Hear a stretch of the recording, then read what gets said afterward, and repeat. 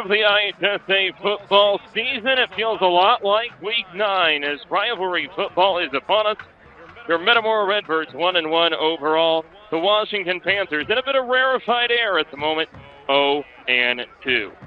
We welcome you inside the booth. Alex Stubb handling the pregame show tonight. Scott and Colton will be with you in a brief moment. And actually, I will bring in Scott here right now. And Scott, it is kind of weird with the conference rotation changing. Metamora Washington playing Week 3.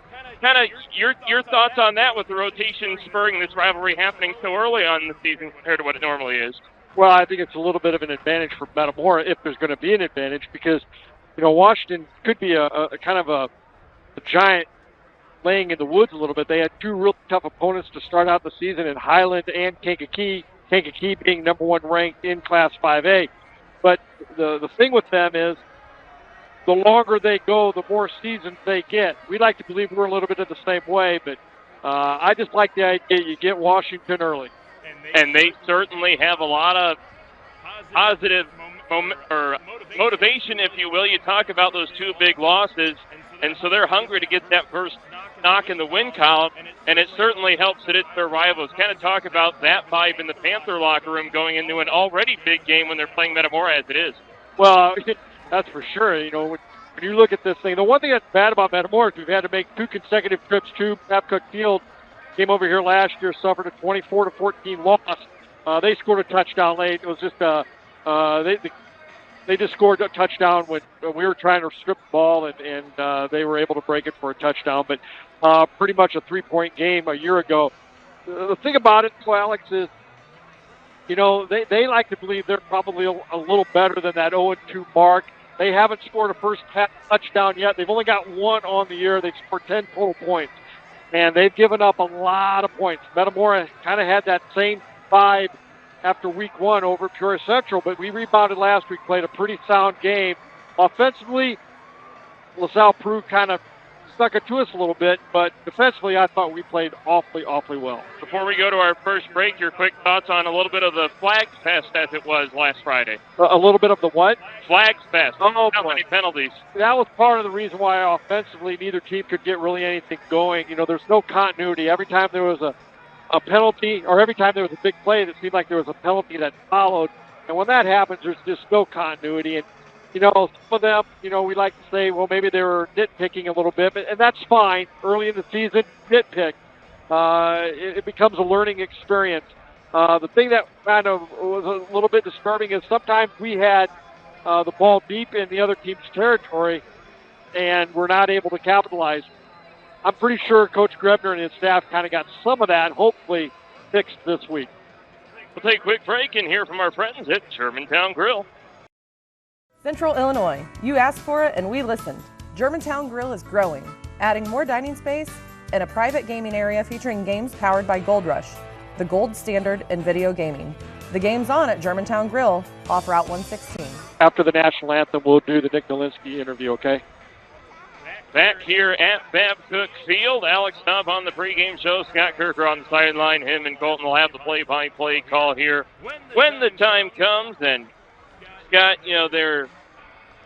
we talk about the Flag Fest that was LaSalle Peru last week, and obviously, as you say across all sports, opponent to opponent. Well, we want to throw it down to the field. Washington having a moment of honoring veterans of all sorts here in the pregame at Babcock Field. So we're going to head off headset here for a couple minutes and let their public address announcer take over. We have anyone in the stands who has also served in the armed forces or as a first responder, that they stand at this time and be recognized as well. Let's give all of these honorees a big round of applause.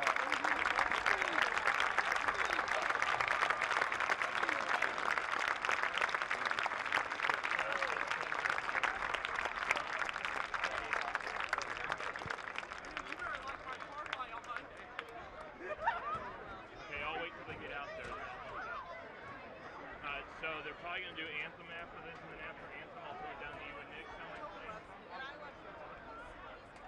Okay, yeah.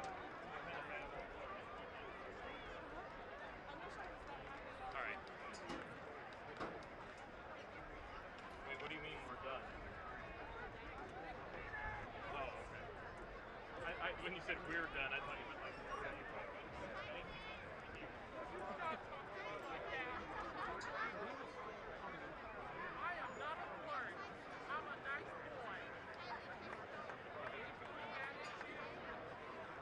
At this time, we'd like to bring your attention to the center of the field where we will have our coin flip. Joining our captains today is a special honoree, Pete Ingolia, father of Susie Knobloch and father-in-law of Herb Knobloch, our current Washington Athletic Director. Pete is a U.S. Army veteran who served in the Vietnam War with the 1st Signal Brigade in the Mekong Delta. Pete is joined with his family, wife of 50 years, Joan, and 3 children, Gio Ingolia, Mia Ingolia, and Susie Knobloch.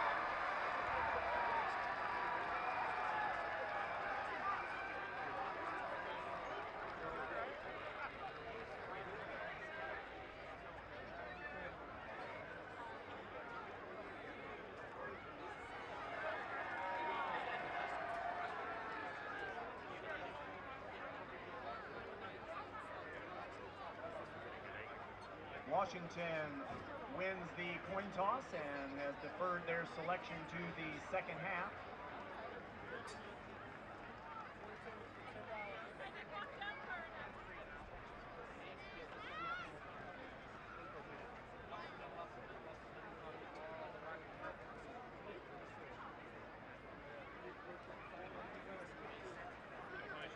Metamora will receive the opening kickoff.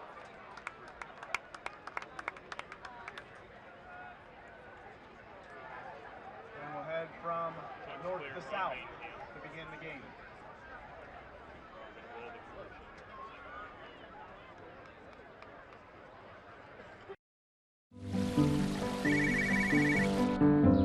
Hi, Tom. Hey, how's the college visit? You remembered. It's good. Does it make the shortlist? Yeah, I'm afraid so. Knowing our clients personally is what we do. It's okay. This is what we've been planning for. And with over 13,000 financial advisors, we do it a lot. It's why Edward Jones is the big company that doesn't act that way. For financial strategies and one-on-one advice, contact Kevin Kyle. National anthem here in just a minute. Headsets are about to be unmuted. Stand by. All right, back here at Babcock Field, and a nice ceremony there on honoring your heroes night, and they're about ready to do the national anthem as well. Beautiful night for football, Scott, isn't it? You can't ask for much better. Oh, this is temperature-wise, not a cloud in the sky. The sun's gone down very nicely. This is going to be a beautiful night for football. Hopefully it'll be a beautiful night in about 2.5 hours. Now, the one thing that I want to make sure we address before, well, yeah, we're going to let the PA announcer take over again, head off headset. They're getting ready to do their national anthem.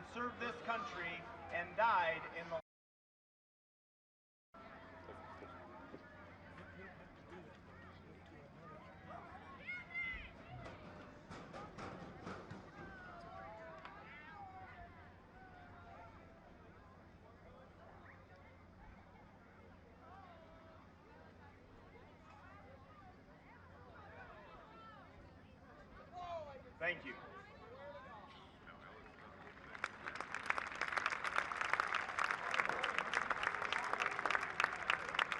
And at this time, we'd like to direct your attention down to the home side track area where Laura Ream and our WCHS choir will perform our national anthem.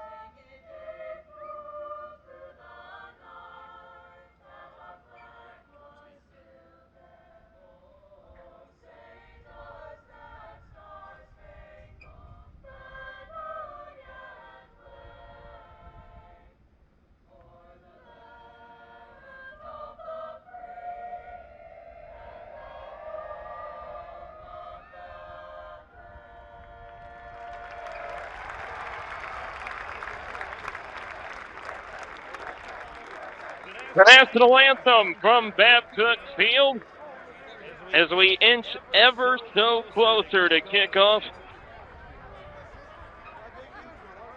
And Scott, before we take our next break, got a little bit of a saying for you. The Redbirds have won if blank happens. The Redbirds have won if, so you're basically looking for what I would think would be the keys to the game. Yes.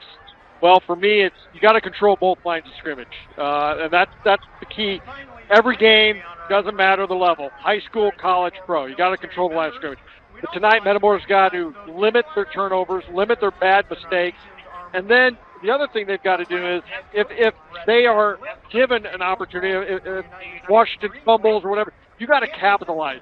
You got to capitalize on everything. And if Metamora can do that, we'll be successful tonight. Take a look at some of the past history of this rivalry. This is the 64th meeting in the history of the Metamora-Washington rivalry.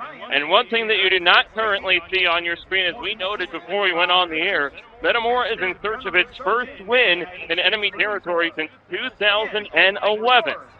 So that being said, Scott, is there something particular about Babcock Field that you think makes this a hostile atmosphere? Or kind of talk about that element of this game, because I'm sure it's not necessarily in the forefront of any Redbird minds, at least on the field, but talking about that element of this series history. Well, I think one of the big things for Metamora is they haven't won here, like you said, since 2011. But the other thing they haven't done is they haven't won since they got turf.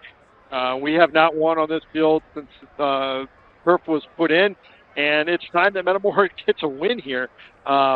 This is a completely renovated stadium, and they've dominated us a little bit over here. We dominated them at our place, though, for a while also. We get ever so closer to kickoff. We'll take one other break here. This time around, we'll hear from our friends at Michael's.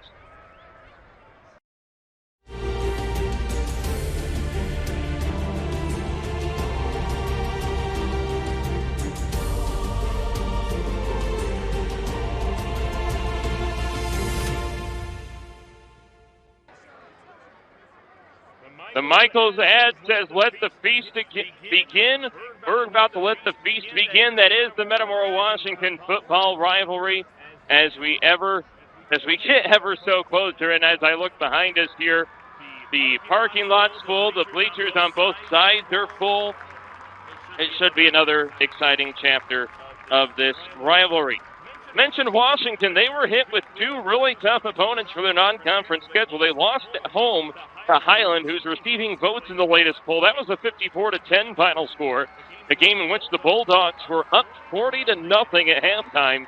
You do the simple math there. The Panthers have not scored in the first half yet this season, as they went on the road to a very good Kankakee program in week 2 and got blown out there as well, 42-0. But like Scott and I have already mentioned here on the pregame show, it helps that it's Metamora as it is. But talk about coming off two big losses for the Panthers, something that the latest number we have is, for those of you familiar with the organization, Max Preps Online. They started in 2002, and the only concrete number we have is they have not started 0-2 since the founding of Max Preps, so it's been at least 20 years. Standing by in just a brief moment, we'll have our pregame interview. And let's throw it down to Scott Kirker with assistant coach Nick Dolinsky. Here we are with Metamora offensive coordinator Nick Dolinsky. Coach, beautiful night here at Babcock Field. I couldn't ask weather-wise. Couldn't ask for a better night. No, we've said that a couple times, so hopefully the weather holds and we play tonight as the weather is tonight. You got a big win last week at home against the South Peru. Looking to carry that momentum this week here at Babcock against your biggest rival. Yeah, I mean, wins are better than losses. We all know that, and they don't all have to be pretty, but the W does count. And, at this point, it's just line them up and play, right? In week 3, it's first round of the playoffs, first round of conference play, and Washington on the list. So, it's been a while since we played them this early in the season.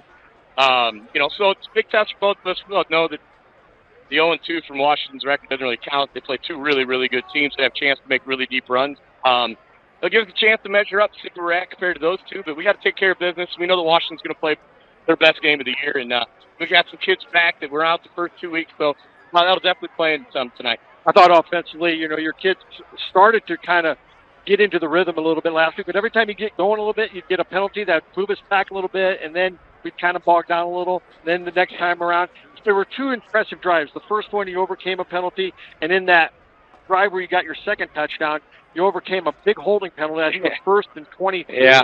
And you overcame that. We talked about the adversity, right? And you're going to get some, and you got to find a way to overcome it. I thought we did a real good job on those two drives. The only problem was we had two drives that started in plus territory, and we didn't get a first down. So those are things, and I told the kids some of that's on me. Probably wasn't play call-wise, put us in position to be successful. A couple times it was our guys not being patient enough, and we got young guys. We talked about being green last year. They got a little less green after last week. They got to see it on film. Sometimes you have to trust what happens in front of you, and if you bounce, you're going to run into bad news. So, we really, really thought hard about making sure that we stay within the scheme and within the concept that we're running so we can stay downhill, and that we were getting positive yards. We had too many negative plays last week, and that really put us behind no matter what, even with penalties. But when you get negative plays, it really puts you behind the chains, and that really puts a lot of pressure on you to succeed on the next two plays to get yourself to the spot where you're not punting. I thought part of that was the fact that you're really green in the backfield. Yeah, I mean, we are young, and the thing is, there's holes. You just got to trust they're there, and it's hard to see until you get 5-game reps. And that's where we feel that we should be a week better. We don't want to talk. You talk about going into film, and the purpose of film is to fix what we did wrong and make sure next Friday we're not making the same mistake. So it's another week to get better. We had a good week of practice. We always say that, but, it was a grind. It's a grind to get ready for Washington, and I thought the kids handled it pretty well. Well, Coach, we'll let you get going here, but good luck tonight and bring home a W. Back up here at Babcock Field, and we welcome you back in with our booth cam, and Tom Hagan on the camera there. Say hello, Tom. But obviously a very exciting matchup, as this always is, and this early in the season creates an interesting dynamic, and take it with what you will. Now, I've talked with both sides. It's kind of working that way across multiple sports. Metamora and Washington playing this early in the season, and you just heard live on our network yesterday the Metamora volleyball program defeating Morton in 2 sets, and they just played here at Torrey Gym across the street on Tuesday night. Coach Ballard and the Redbirds off to a good start, and the Washington series off to a good start this week as the football program tries to finish off the job this week. First, we got to talk about the opposition. Darryl Crouch, the Panthers head coach, in his 17th season. He's got 139-50 as a career record entering this one. And kind of the fun note, we've talked, and that's something that's known about Coach Crouch, is his khaki shorts, his signature khaki shorts, if you will. He likes to wear them all the time, regardless of weather conditions. And I actually put it in our game notes for this week. Doesn't really have to worry about whether or not the weather conditions are, quote-unquote, bad to be wearing those shorts. As Scott mentioned earlier, it's a beautiful night here at Babcock Field, and it should be a very interesting ball game. If you perhaps read the Peoria Journal-Star, their pregame prediction says Redbirds 8, Panthers 7, and it should be a very interesting game. I'm not necessarily saying it's going to look anything like Iowa, South Dakota State, but obviously creates an interesting dynamic when you put that prediction out there. The Panthers are coming off a quarterfinal playoff season last year. They ended up losing in the quarterfinals to Crete-Monee, a team all too familiar to Panther fans, probably from their close playoff loss at Crete-Monee of a couple years ago. The Redbirds did also, with that win over LaSalle Peru last week, narrowly avoid some negative history. Had they lost that game, it would have been their 7th consecutive loss, as the second longest losing streak in program history. Redbirds, of course, coming off that 5-5 season. They were 3-4 in the Mid-Illini last season. A lot of optimism breeded into this one, as, of course, they look to get win number 2 on the season, but also start 1-0 in the Mid-Illini Conference against their rival Panthers. How about this showing from the Bird's Nest, the Metamora student section there on your screen. Whiteout, the theme of choice tonight. Panthers fight song being played right now. They'll enter from underneath their Pantherplex to the right of your screen here momentarily. And Scott, we get like we said, we get closer, minutes count down. This is something that whether you've got the pads on or you're just a fan in the stands, to talk about just the significance of this rivalry. What I know it's kind of cliche at this point, but what does this rivalry mean to you, do you think? Or how do you put it in the words as somebody that's been around this area so long? Well, the rivalry, Metamora, Washington is probably the biggest football rivalry. It's probably the biggest rivalry between any two schools in this area. Manual Central's pretty big. That's a pretty big rivalry. And there's some smaller schools that have some big rivalries also. But the thing about this is that makes it really kind of special is we're so close. We're 8 miles apart. Both of these kids know each other. They've known each other, played baseball against each other. They've ran track. They've played basketball. It's a neighborhood brawl. And, for one of these teams to win, you kind of own the blacktop for that year. And I kind of circle back to my moments as a student at Metamora and kind of just sitting up at the stands and looking across, whether it be at the Washington stands or in the near vicinity of Malone at our crowd, and just seeing the endless throngs of people that show up to these games. We've seen, especially back in those state championship runs in the late 2000s, the crowds that this series would generate. Not that this is a bad crowd by any stretch of the imagination, but it just is one of those things that effectively both towns shut down. Or, as Coach Greaves mentioned, to reference the boys' basketball season, maybe even the Dairy Queen shut down tonight. And they did.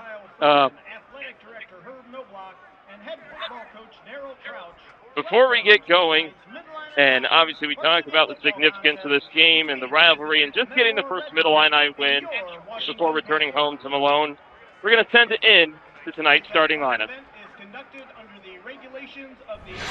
Big Ben Wallace, senior, number 73. Cole Cowper, senior, number 64. Ty Hodel, senior, number 65.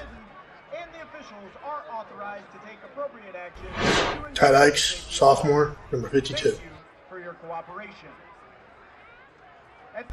Alex Lane, junior, number 77. Noah Simmons, senior, number 12. Broderick Schurz, senior, 86. Luke Ufile, senior, number 13. Tyler Castle, senior, number 84. Cameron Davis, senior, 4. Peyton Hartnett, senior, number 8. And we'll transition right in to the defensive starters for the Redbirds tonight. Max Largent, senior, number 50. Adam Sloan, junior, number 66. Tyler Castle, senior, number 84. Andrew Hansen, senior, number 46. Cameron Nickel, sophomore, 16. Dalton Shuda, senior, number 89. Marshall Vasquez, junior, number 5. Luke Ufile, senior, number 13.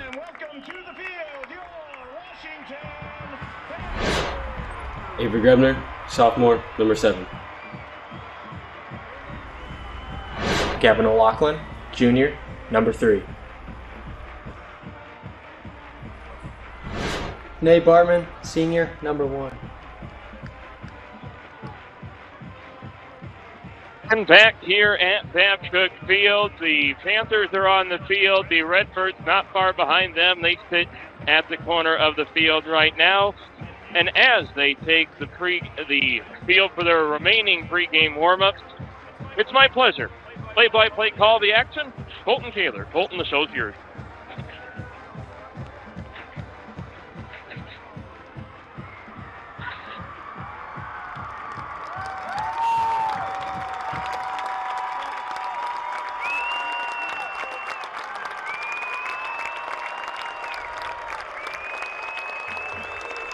And good evening, everyone, and welcome to Babcock Field for tonight's Mid-Illini Conference matchup between the Metamora Redbirds and the Washington Panthers.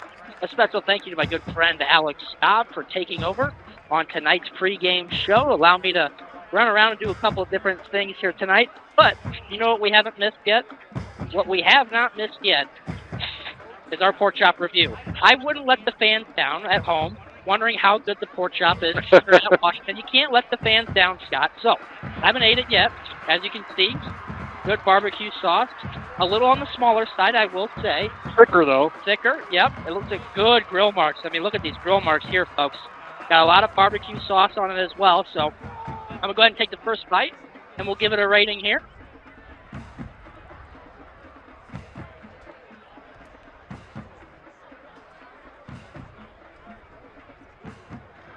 So, what would you rate that one? First thought, it's much thicker. I will say that. It's much a thicker pork chop, but you do get the crispiness, the grill that you like, good flavor. Could use a little bit more seasoning in my opinion, but overall, a very good pork chop here from Washington. So, on the scale, I mean, it's a solid 7.2, 7.4 right there. We'll go with 7.3. We'll cut the middle. We'll go 7.3. Washington pork chop, very good. So that is tonight's pork chop review. Send it back to our main camera here as Washington goes through the starting lineup. Scott, last week the field turned yellow. 2 penalties last week for Metamora and LaSalle Peru. Just a brutal game there. Yeah. But Redbird defense stood tall. Drew Hansen leading the way. A couple of good punts as well. Marco Vasquez with a big tackle late in the game. And one of the most critical drives, LaSalle Peru had a player ejected in that game.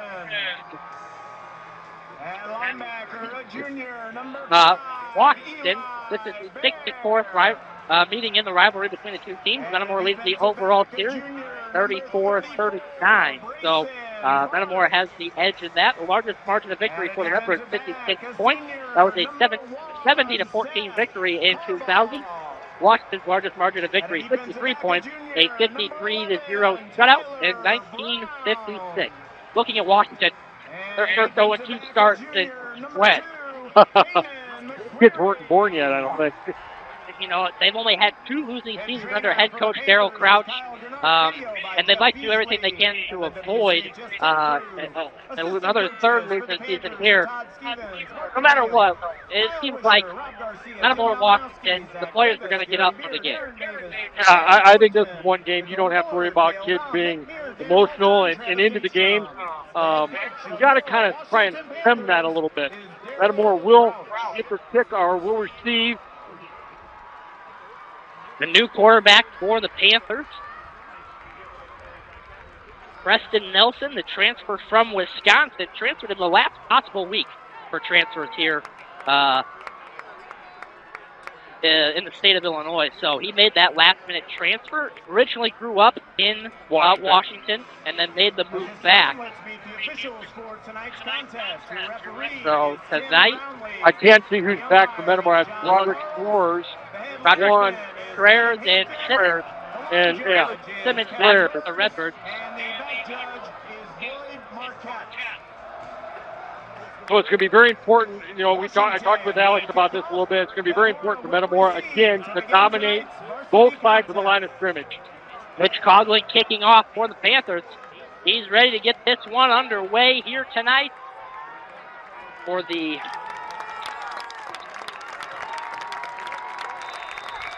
I believe 3rd straight year Metamora is playing here in Washington. Kick off this one to Simmons. And he'll return it up the middle. Kicks it out right around the ankles, and he'll go down at about the 20-yard line. So Metamora will take over there. 1st and 10 with Caden Hartnett leading the offense out.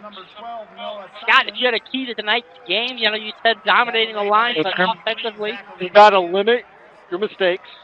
Turnovers, you know, you can't get behind the chains. The other thing is, if Washington gives you a gift, you have to capitalize. Beautiful night here in Washington. Redbird's getting set here. Hard to read the Washington players' numbers. Hard to read numbers, period. And especially without a spotter here. And we've already got time on the play.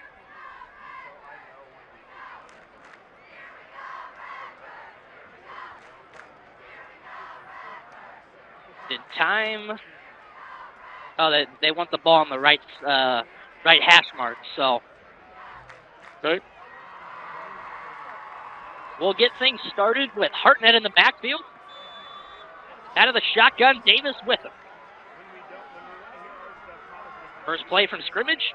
The pump fake over the middle, incomplete. Schreier's the intended target on the pass. I like that play.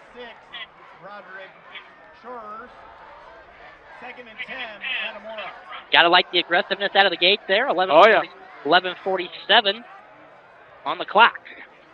Makes it a 2nd and 10.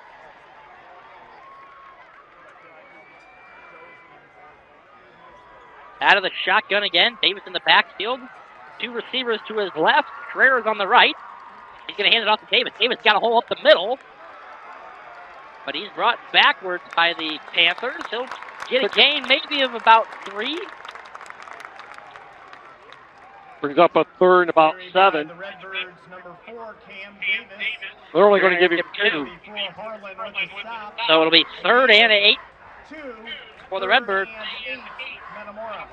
A big down here. Yep.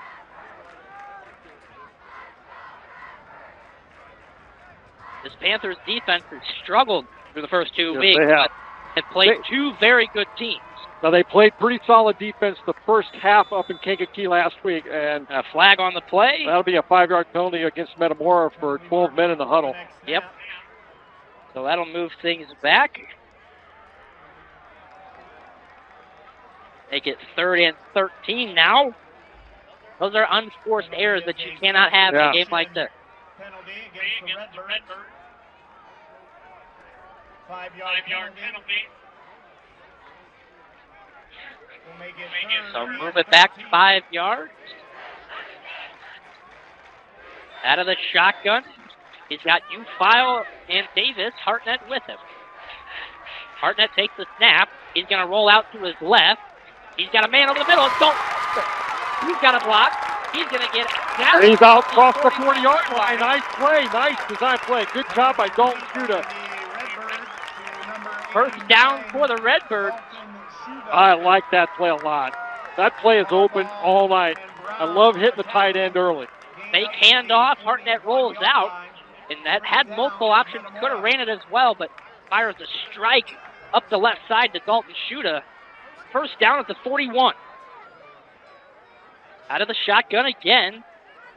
2 receivers on the right. Hartnett scrambling. He's got Panthers chasing him. And he's going to get quite a few. He's going to get a first down plus more, but there's a flag on the play. I've got a feeling this is likely a hold or block at the back. Illegal block, bringing this one back a little bit. There's a penalty marker on the Well, play. it'll be from where the penalty occurred. So it'll be about a 1st and 6.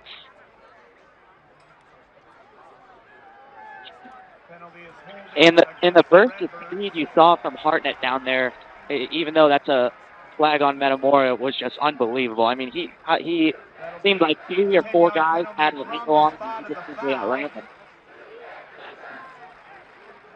So either way, it's going to make it about 1st and about 4. First down. It'll be 1st and 4, Metamora. So nothing terribly hurt there. Nope. 1st and 4. Actually, it's a pretty nice job. 10-20. 10:25 left to play here. Out of the shotgun again. Hartman, the close receiver. We're going to hand it off to Davis. Davis got a hole up the middle. He's got Greengrass in front of him. One defender to beat. And he's going to go right into him. It'll be a first down, Metamora. I like that job there by number 1, Nate Hartman. Let him go. Let Davis just kind of finagle his way. Don't get a silly penalty there. Bartman did a great job of getting the defender downfield and then waiting to possibly get the block there. But a great job by Davis. Go right at the defender. So ball will be spotted at the 21-yard line. Redbird's in business offensively here on the first drive of the game. Simmons is the receiver on the left. Hugh File on the right, close side. Schreers, I believe. No, that's 15. Kendrick Shaffron on the far outside. Hartnett's going to keep it, and he's met in the middle.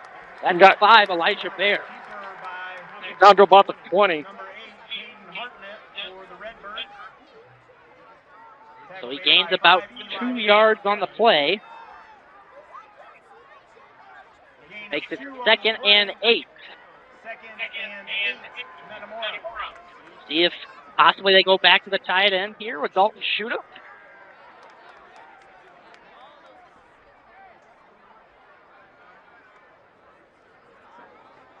Two receivers to the right, Simmons and Bartman. Shaffron on the left. Davis in the backfield with Hartnett. 5 seconds on the play clock. They're going to have to go. Snaps off. It's a screen to Simmons. They've got numbers. Greengrass and Hartnett down Metamora. Noah Simmons from 18 yards out puts the Redbirds on the board. Boy, that play was run just perfectly. They let the Washington defensive line just come through, and there was nobody. After he caught the ball, he made one guy miss, and he walked in. So the Redbirds will line up for 2. And to me, that almost looked like a little bit of a blown coverage on the outside somehow, but really good outside blocking. Out of the shotgun again. 2 men in motion. Heavy set to the right. Hartnett's going to keep it, and he is in for the conversion. What a drive by the Redbird offense. 8-0 Metamora on the opening drive. An 18-yard rush, or catch, on the screen pass. Noah Simmons finds the end zone.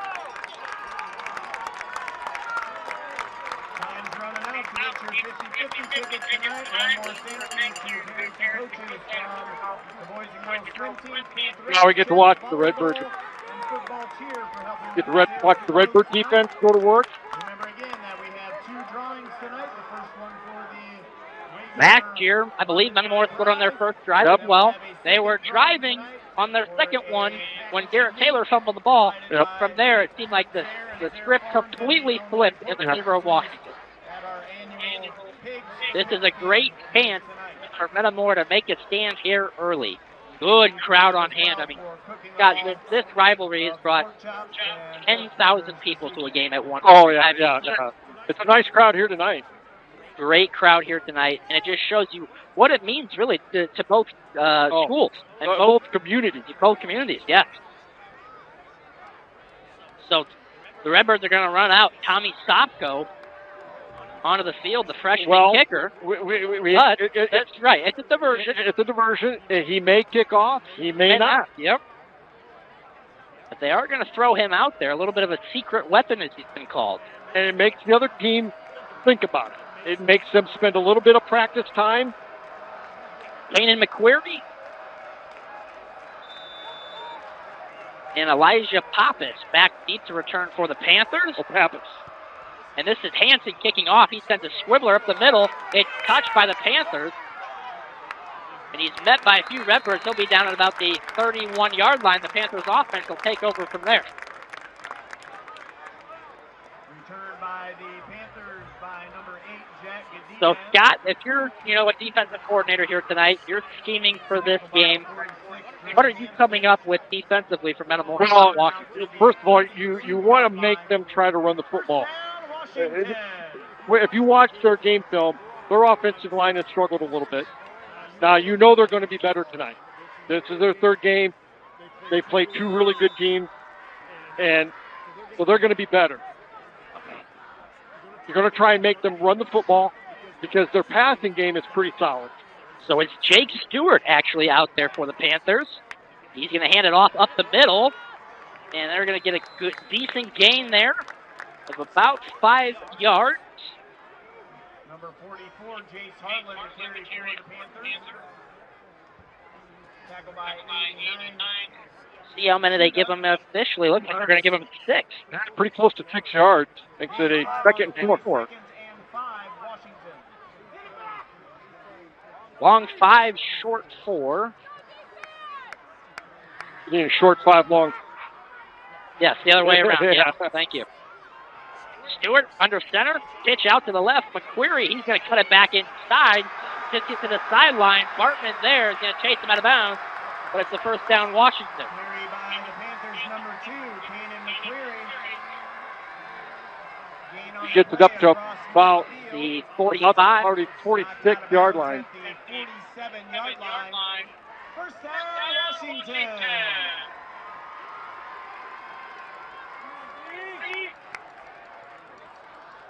We've seen 2 runs. That pitch outside had a lot of room there. It did. Our end kind of got hooked, got caught up in the traffic, and the loss contained. The backers kind of got caught up in the flow. High formation again. The handoff. McQuarrie's going to shake and bake. It's a pickup of about 3. Shuda there on the tackle for Metamora, I believe. 2nd and excuse me. Short or a long 7. Make that Tyler Cassett on the tackle. 2nd and 7, Washington. Brings up 2nd and 7. Likely, you're not to see Washington air it out a ton with Jake Stewart. No, and makes you wonder what Nelson, where he's at. Other than that first game, he's taken all the snaps for Washington. Menamora's defensive line moves. Oh, the fake there. Stewart almost was tackled. Avoids the sack again, and he's only going to gain about a yard here. But that's a big pickup for the Panthers there. 2 Redbirds had a chance to bring down Stewart in the backfield, and both just barely missed. So it brings up a 3rd and about 6 for Washington. Big down for the Redbird defense here, Colton. Big down. They're probably in 4-down territory, though.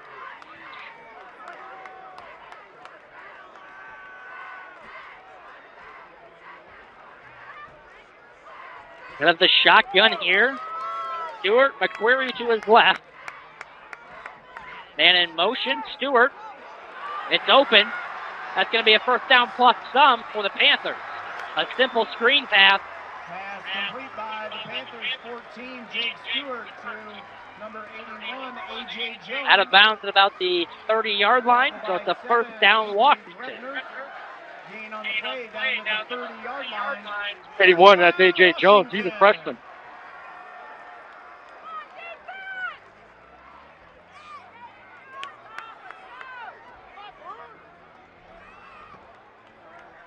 Panthers will go out of the shotgun again. 2 receivers to each side. Man in motion here. They hand it off to McQuarrie, and he's met right away by Redbird defensive players. 6'6", Adam Sloan in there. Along with Cassett. And I believe Max Largent was in there as well. Loss of 2 on the play, 2nd and 12 for the Panthers. So I believe they're definitely in.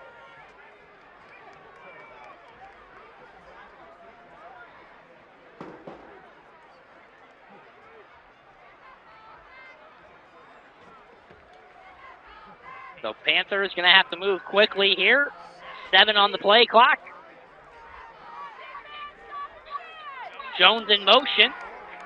They're going to air it out down the sideline. It's picked off. Kate Hartman with the interception. That's a big play by a senior right there, Colt. You know, it's almost too bad he wasn't able to keep his feet. Ryan Vogel probably had a pretty good, well, maybe not. Maybe he didn't have a good angle with that, but if he was able to keep his feet, he had a lot of room down the sideline. Yeah, from what I could see, it was nothing but daylight down here, and it would have been great to see a return, but I guess we'll settle for the ball. The student section loves it. And now Hartnett's going to lead the offense back out there and try and put up another score for Metamora. And just inside the 10-yard line, Redbirds will take over. 5:29 to go here in this first quarter.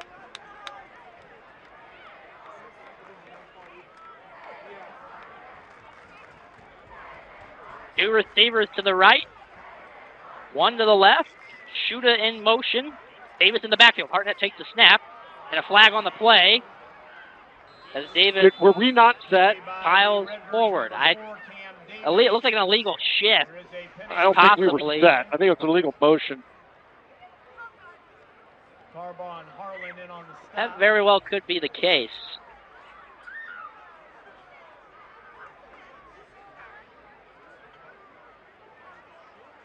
Penalty is for an illegal shift against the Redbirds.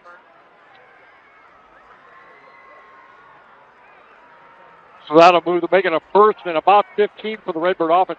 It's really important for Metamora to get a couple first downs here, Colton. Excuse me, 5-yard penalty.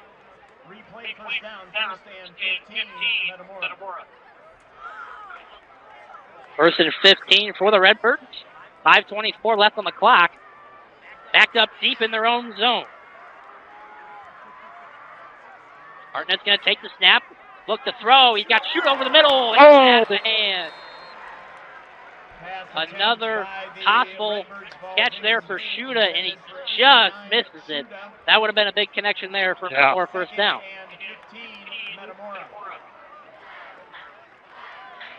Boy, we're just an eyelash away from getting that one, too. Almost caught that first down pass, the first play of the game, and we just missed on this one. So now second and 15, ball on the 4. Schreer's on the close side of the field. Looks like Simmons close on the right. Davis in the backfield. Davis is going to take the handoff, try and get up the middle, and he'll give them a little bit more breathing room, getting out to about the 6-yard line. Brings up a third and long for the Redbird offense, Colton. Get about 2 yards there. They're going to give him 3. So third and 12 for Metamora.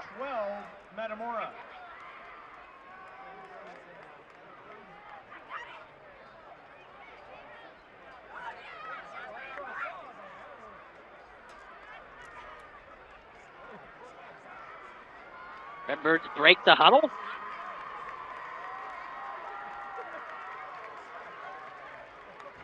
Hartnett flaps, takes the snap. He's scrambling. He's going to have to get rid of it. And there'll be a flag there, likely. Is that a horse collar? Is that a horse? They throw a flag there? No flag has been thrown yet. And one comes Yep, that's a horse collar. Nope, they're going to call it intentional grounding. It's going to be a safety. Because he was in the end zone. That's a... Penalty is for intentional grounding, which took place in the end zone. That's a safety. Washington's going to get 2 points here on the safety via the intentional grounding. That makes the score now Metamora 8, Washington 2. Unfortunately, Hartnett has got to get rid of that one a little bit quicker. Have a free kick. They'll be able to kick it. They don't have to punt it in high school.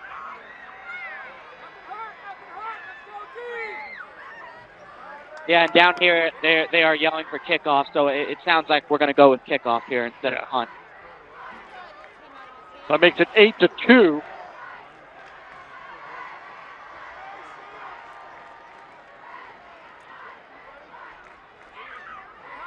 Although we did have a solid kind of game-sealing punt last week, so that wouldn't be a bad option, but they're going to roll with kickoff here. Yeah, I think much better the kickoff.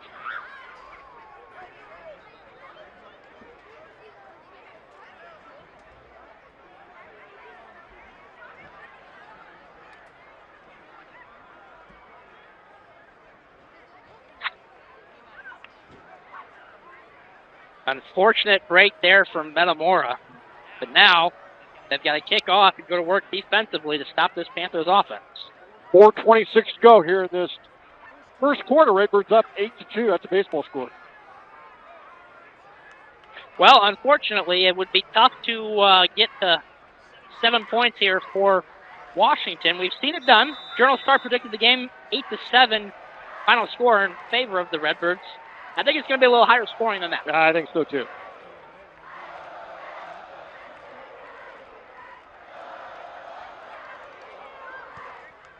So kickoff there from Hansen is going to go out of bounds. And this is not going the way of the Redbirds right now. So I'm sure they'll take it at the 40-yard line.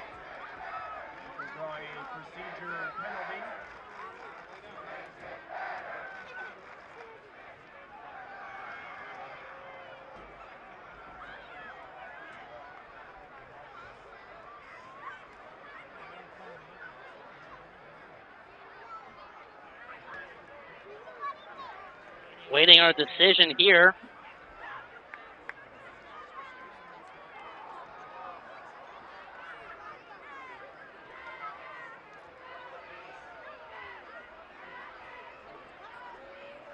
Yeah, I think they'll just take it right there at the 40.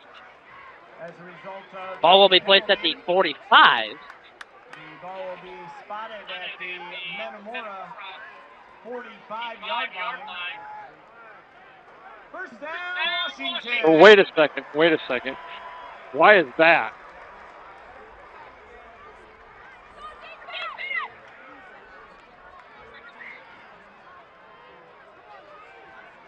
The Washington offense with great field position here. Jake Stewart and the offense coming back out here. Stewart threw a pick to Hartnett on his last possession. Out of the I formation again, they hand it off up the middle. McQuarrie, he's got numbers, he's got an opening. Down the sideline, McQuarrie to the house. Touchdown, Washington. Touchdown, Washington. That'll tie the score. Number 2, Kanan McQuarrie with the 45-yard touchdown run. 45 yards, one play for the Panthers. Metamora 8. Ties it up at 8, 4:16 left to play. Now Washington will go for the extra point here.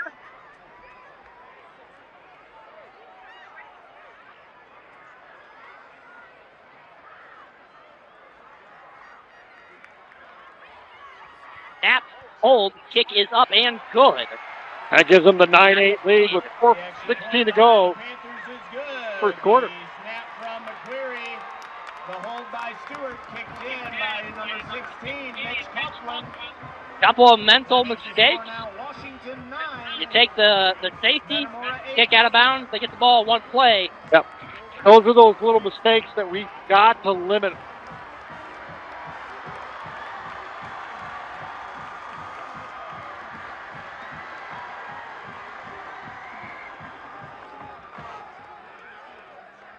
That kick was good by Coughlin.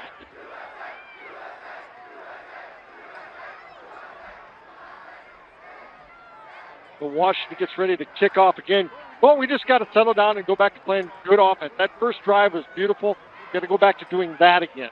Well, you were put in a tough situation after the penalty, deep in your own zone, and they brought the pressure, and it worked out for them here. So Coughlin will kick off here. I'm not sure why they got the ball on the 45. That's a motion penalty or legal procedure. Simmons and Schreier is back deep for the Redbirds. This kickoff is going to go to Simmons. He's going to kick it out to the right, but go down at about the 20-yard line after being met by multiple Panthers there. So first and 10 Redbirds at the 20-yard line of Washington. And real quick about the ball being on the 45, I believe they had to factor in the ball getting kicked out of bounds as well as the safety, because the ball did go out of bounds. So the ball went out of bounds, but we kicked off from the 20.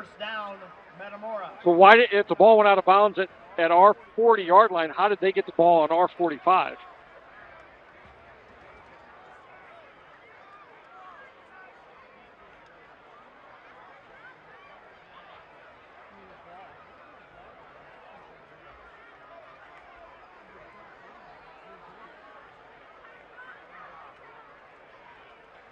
The Redbirds, with 4:07 to go first quarter, get ready to come out onto the field for their third possession.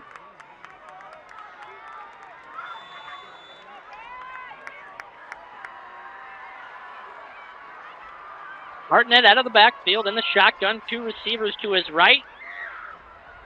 Schreers and Simmons. Davis going to take the handoff. He's going to bounce it out. Good block there. Stiff arm, he's going to go down. Good tackle there. Pretty nice game. That was 85 Carter Trina on the tackle for Washington. Pickup of only about 3. I thought he got a little bit more. Second and 7, Metamora. 2nd and 7 here.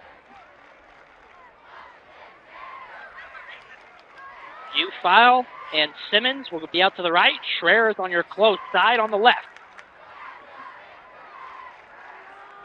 Out of the shotgun.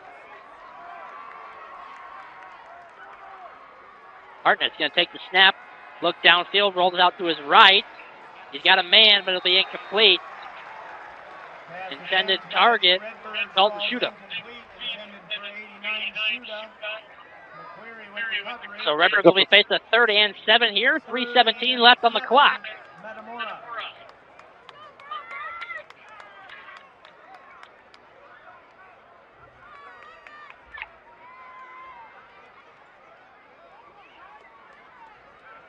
Need a big play here, Colton. Big play.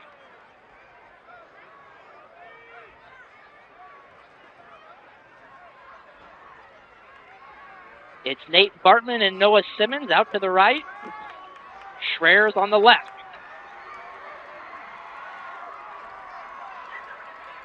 Hartnett takes the snap, gives it to Davis, and Davis goes nowhere. Maybe a yard. Davis the carry for the Redbirds. They'll bring it up 4th down and send out the Redbird punt unit.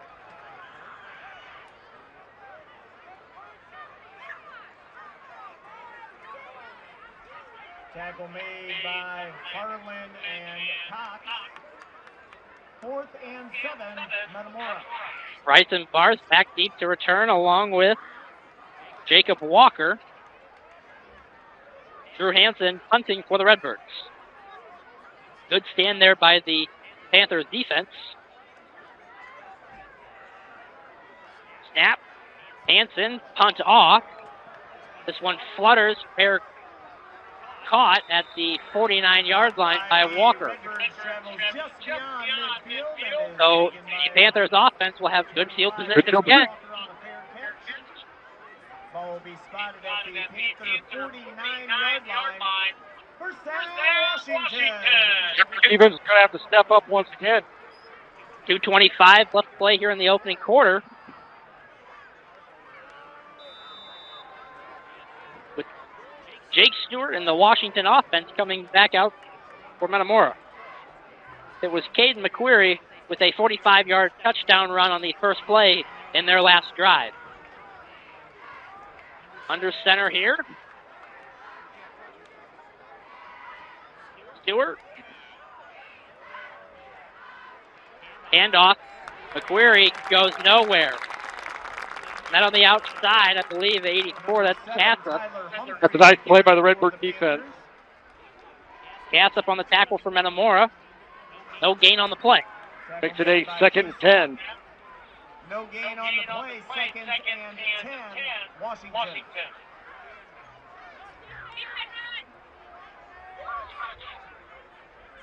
Tyler Humphrey in the backfield with Jake Stewart. And in motion is Jones. They're going to give it to Jones.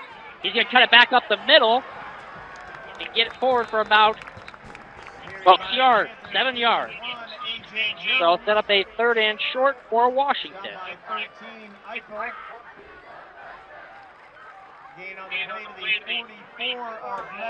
Brings up a 3rd and about 3. 1:25 to go, first quarter. Washington moving the ball again, Colton. They picked up a good chunk on 2nd down there. A manageable 3rd here. Out of the I formation. Stewart pitch out to the left. They're going to cut it back up the middle. And that's going to be enough for a Washington first down. Tyler Humphrey on the carry. Think of it is, Colton. we're forcing them to cut it back in, but our linebackers are getting caught up in the traffic and not being able to flow down the line of scrimmage to make tackles.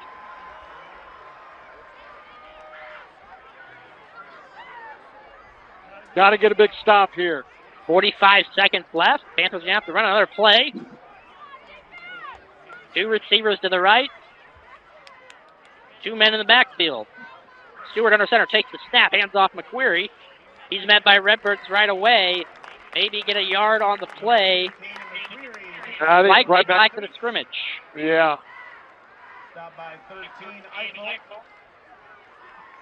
That's back to the line of scrimmage, and that'll probably be the last play of the quarter. See if the Panthers will want to run one more play. It doesn't look like they won't. So after 1 quarter of play, Washington leads 9-8 over Metamora. Pretty good first half or first quarter. Take this time to thank our sponsors. After 1 quarter of play, Washington 9, Metamora 8. And at this time, we'd like to Snowburst Insurance. to the track area on both sides of Thank you to their sponsors. The Metamora and Washington cheerleaders will perform the Mid-Illini cheer. Snyder Village.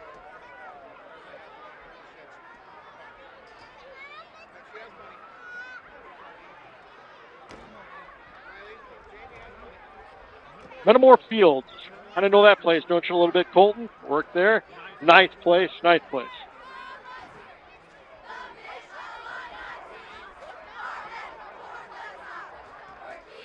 And the Metamora McDonald's. Great place to go get breakfast in the morning. And Colton can really tell you about the water at Metamora Fields, too. He loves hitting it in there.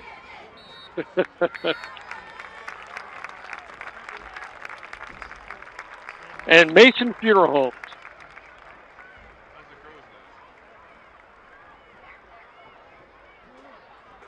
Brings up, so it'll be Panther football as we start the second quarter. Metamora trails by 1.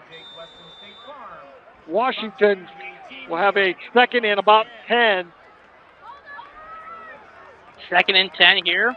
Heavy set to the right. They're going to hand it off McQuarrie. He's got a hole. He's going to bounce it out. Oh, great tackle there by the Redbird defensive player. Can't tell quite who that was. Number 2, Kane and McQuarrie to begin the second quarter. Brings up a 3rd and about 5. I can't see. Nate Bartman on the tackle for Metamora. That was a big tackle there. 3rd and 5 for the Panthers.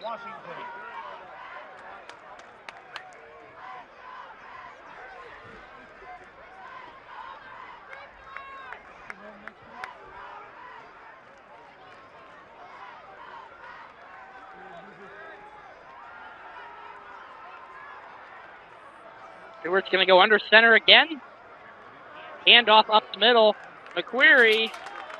And he's going to get maybe a yard or 2. Going to set up 4th and short.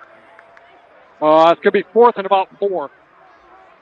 Definitely down in 4th down or 4 down territory here. 4th and 3. Big down for the Redbird defense here, Colton. Big down. 4th and 3, Washington. See if Washington wants to roll the dice here on a pass. Possibly play action here.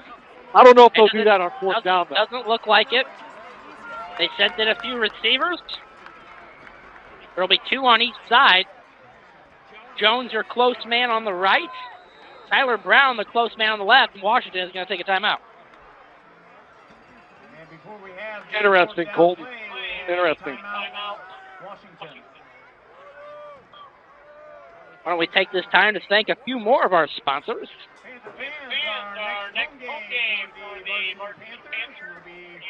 Martin Signs, Greater Peoria's digital sign expert. MartinSignService.com.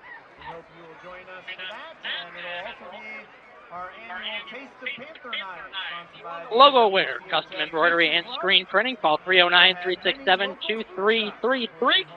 Get all your Redbird apparel at Logo Wear. Corey's Grill and Bar can be found on Route 116 in Germantown Hills. Great wings. Great wings. Call 309-383-4551. Kirby Foods, also known as IGA, near and dear to our hearts. Great deli. Proud sponsors of the Metamora Redbird. So big down. This is a big down for both teams right now, Colton. Metamora's going to have to stop them here on this 4th and 3. So Washington's out of the shotgun here. Jones across. They're going to give it to Jones. He's going to cut it back inside. And it looks like he's got enough for a first down. Carried by the Panthers, number 81, A.J. Jones. It is enough for a first down for Washington. Or he just barely got that. Just barely.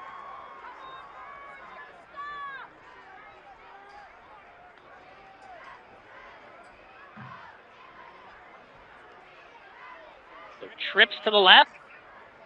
Stewart out of the shotgun. Stewart's going to keep it. He's got a hole up the right. A big hit there, Caden Hartnett. Quarterback keeper by number 14, Jake Stewart.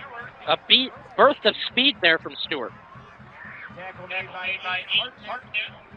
That's a pickup of 7, Colton. That's too much on first down. Second and 3, Washington.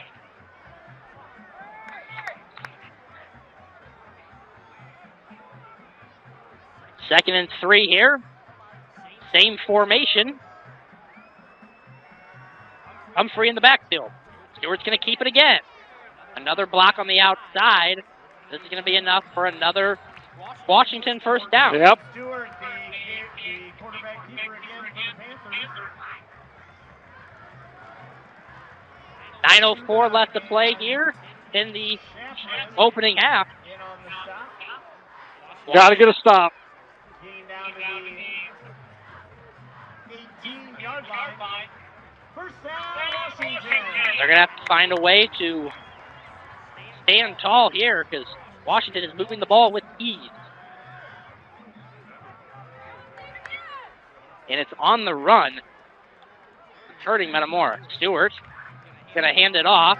McQuarrie breaks a tackle, breaks another one, hit by Bartman, but it'll be a first down and a first and goal for Washington. I don't quite understand how they're getting outside on us.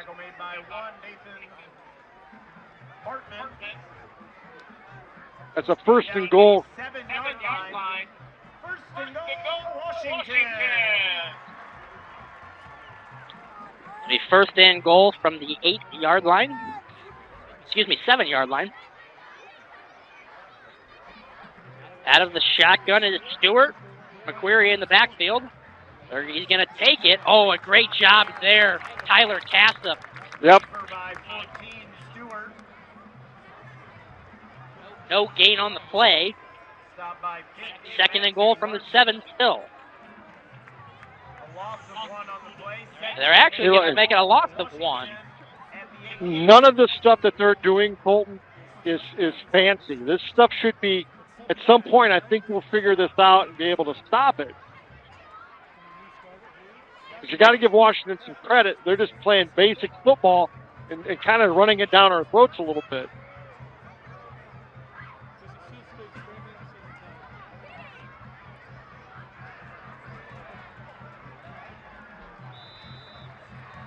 Number 2, McQuarrie carries for the Panthers. And on the play inside the 5. To the 3-yard line. Third and goal, Washington.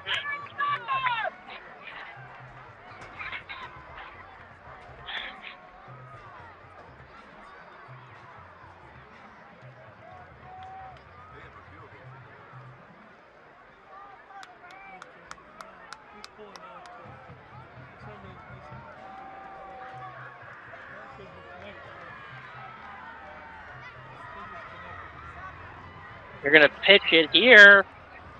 A second effort. And he's in. Oh. Touchdown, Washington. Touchdown, Washington.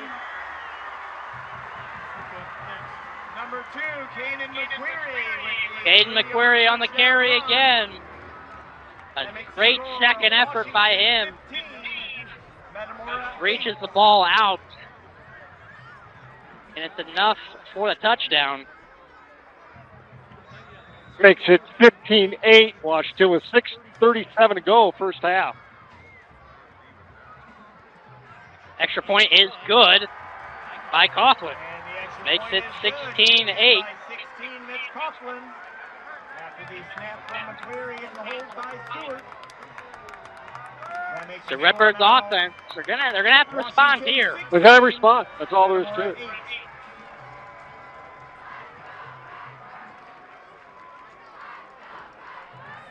And for the Washington running back to be able to bounce off that hit, I mean, that was loud contact. And he kept his balance, and I thought he was down for sure, but he somehow found a way to get in the end zone, and that was really impressive. You know, since we scored that touchdown and 2-point conversion, Washington has scored 3 times. That's just... We've got to be better than that.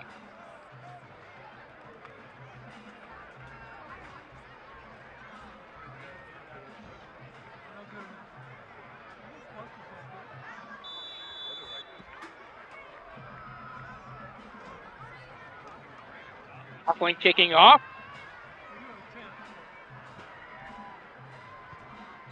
Going to send this one on the ground. Schreers is going to try and grab it. He does now, but he's going to go backwards here.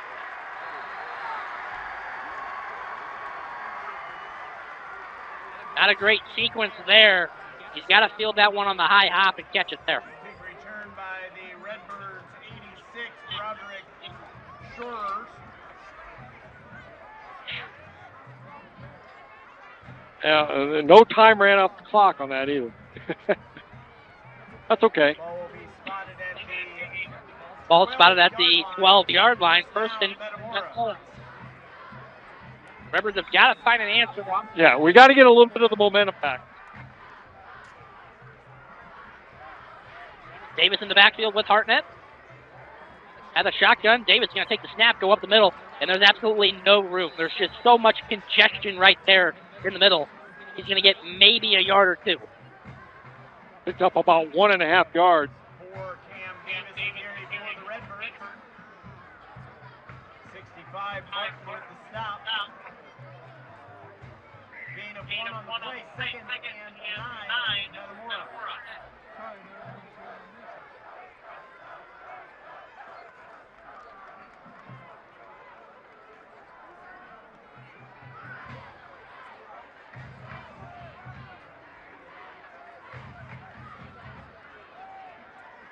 Hartnett on the screen pass. Davis, he'll have enough for the first down. He's going to mow. Oh, he just lowered it there and ran over a Washington player.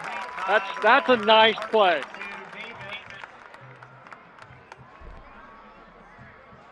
So that'll give Metamora a first down, and it will move the chain.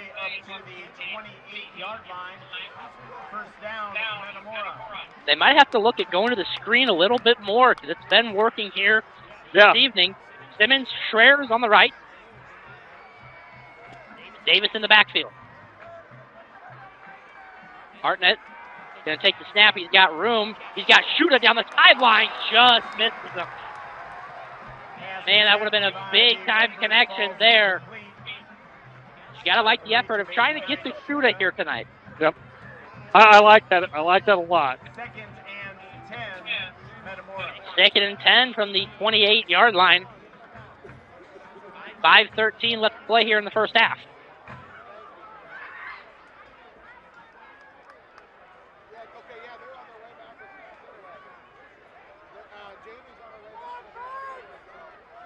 Schreers on the close side. Simmons. U-file. Hartnett's going to keep it. He's got room. He'll have the first down and more. If he gets the block here, he's going to cut it back inside. Oh, that's a beautiful play. That's just an awfully, awfully nice, well-designed play. Grayson Barth on the tackle for Washington, but that'll move the chains. The Metamora first down. Big gain on the play across midfield to the 47-yard line. Did a nice job of hiding that ball, keeping it, and then that whole floor of that Washington defense went to his left, and whole right side was wide open. Great job by the offensive line also. Bartman and Schreier is heading out to the left. Simmons on the right. Davis once again in the backfield here. Shoot of the man in motion. Davis is going to take it. If he can get around the outside, he will not. He'll actually go backwards here. Probably lose. They lost about 2 yards. 4:21 to go. That's the first negative yardage play of the game. Oh. So Tripp's left now. Well, technically the safety. That is true.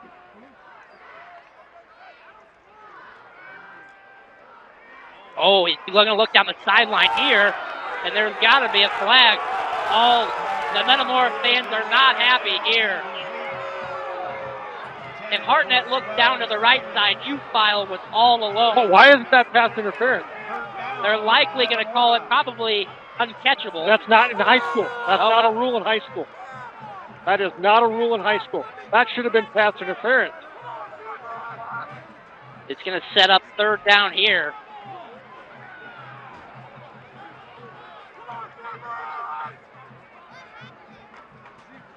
Coach Grebner is having a discussion with the referees here. So sets up third and long. Hartnett's going to keep it back up the middle. And he's going to get a few yards here, maybe about 4. Set up fourth down. Boy, that's a... 4th and about 7. 4th and 7, Metamora.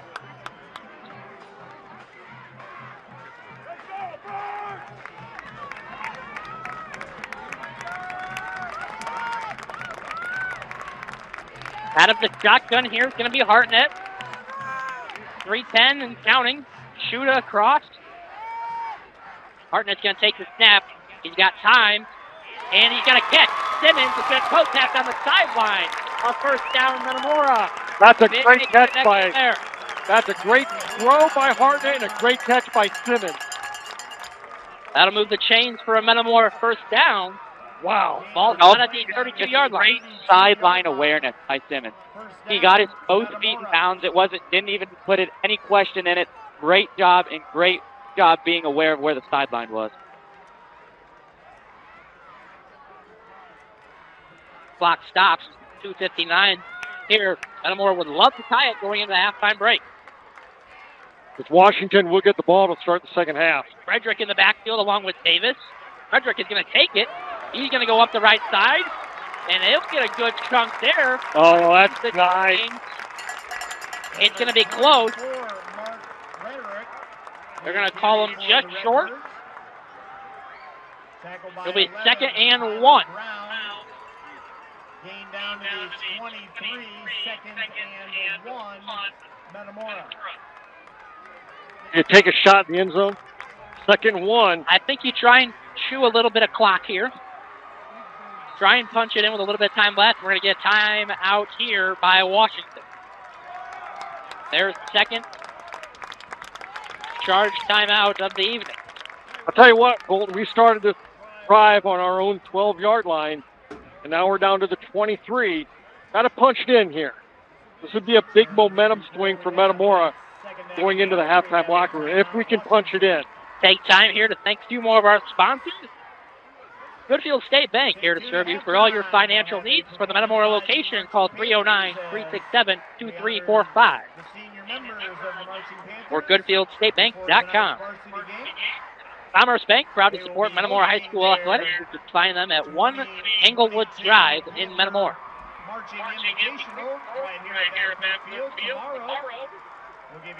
Step 2, not a bank, better. Right before and after their performance this evening.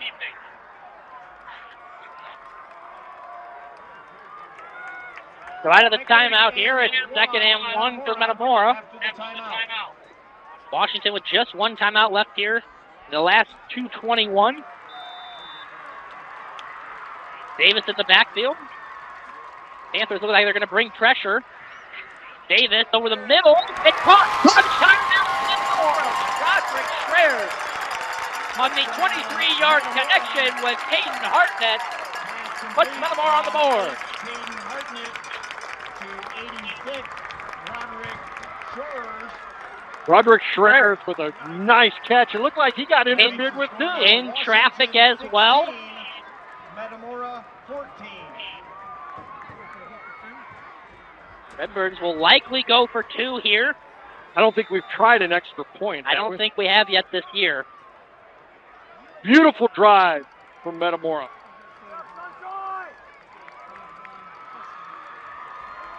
A little over 4 minutes. 4 minutes. 2:14 left. But yeah, a little over 4-minute drive there. 4 minutes, 13 seconds. Hartnett's going to take it. He's going to try and get to the outside. And he'll tie it up. 16 all on the 23-yard connection with Hayden Hartnett and Roderick Schreier. A big drive there for Metamora. Now they have a chance to put Washington. See if the defense can figure something out here. Yeah. Get a stop. That's a very impressive drive from Metamora. That's just what we needed.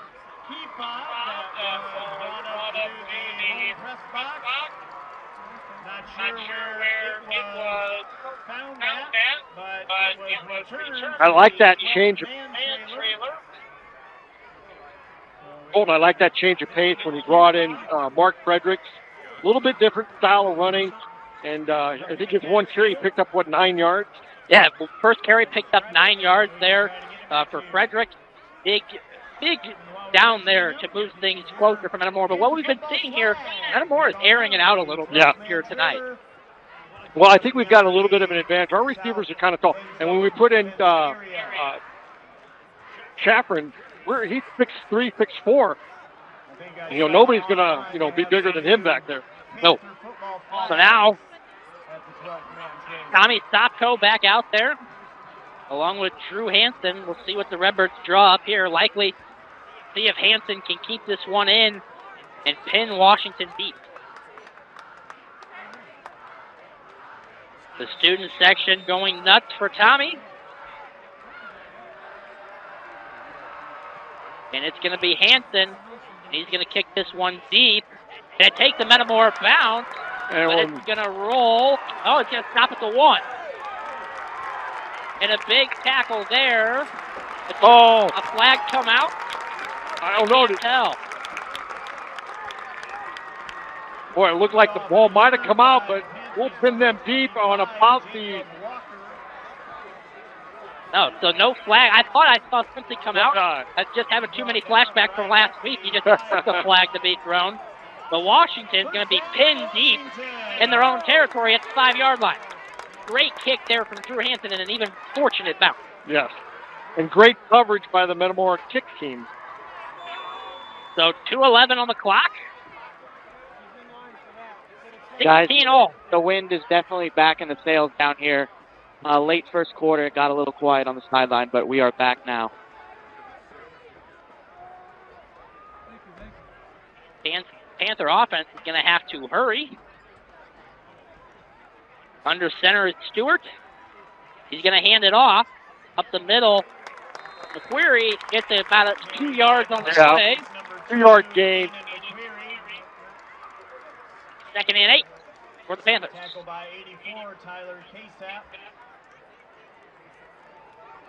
A gain of 2. 2nd and 8, Washington. Washington wearing their camo jerseys tonight. Had a honor the veterans ceremony before the game. That was a nice ceremony. Along with their seniors. Their senior band members. But 2nd and 8 here. Another handoff up the middle. This one's going to get a good chunk. out to the 15 and likely, possibly, depending on the spot, could be a first down. It looks like they're going to mark him just short. It'll be 3rd and about 1. Gain up to the 14. 3rd and 1, Washington.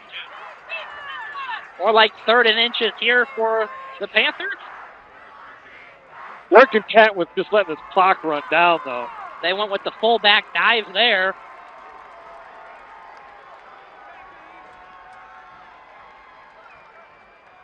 They're going to hand it off here again. It'll be a first down. 44, Harlan with 48.9 left on the clock. They'll start once the ball is spotted here.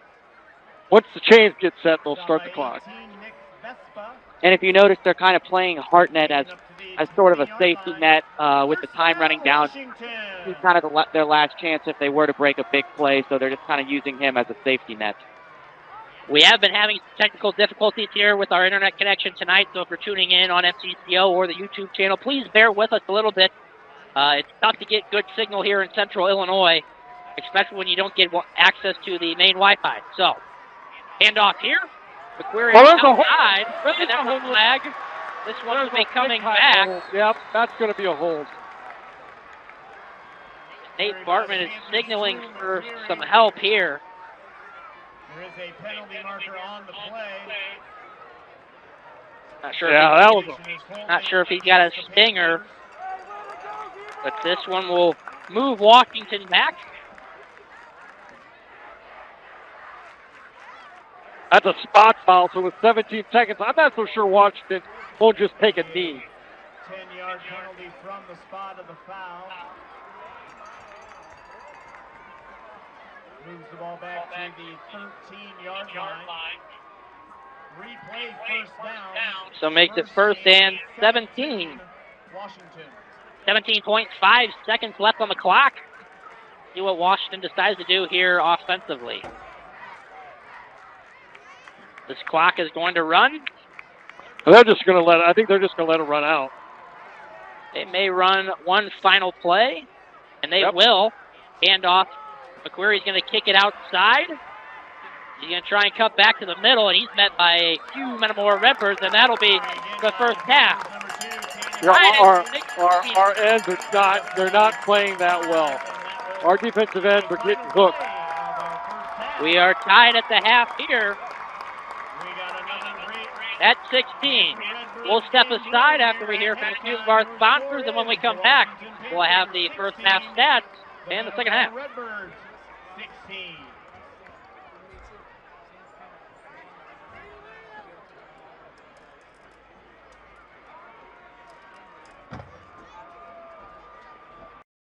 Central Illinois, you asked for it and we listened.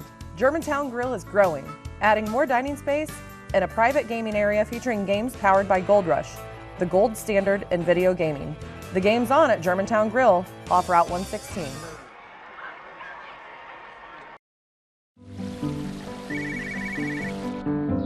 Hi, Tom. Hey, how's the college visit? You remembered.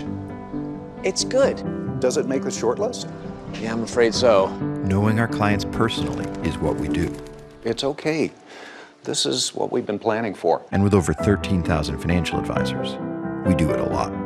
It's why Edward Jones is the big company that doesn't act that way. For financial strategies and one-on-one advice, contact Kevin Kyle. University of Illinois. Drum majors for this season are Baz Lehman, Renee Pop.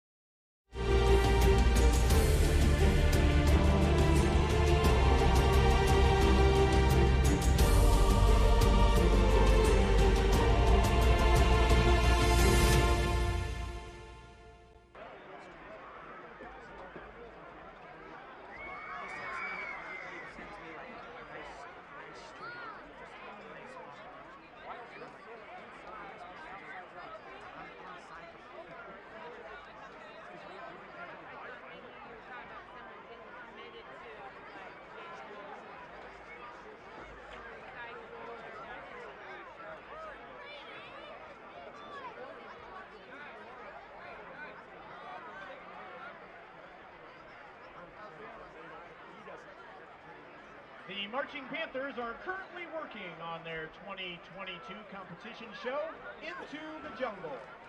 Here are your Marching Panthers.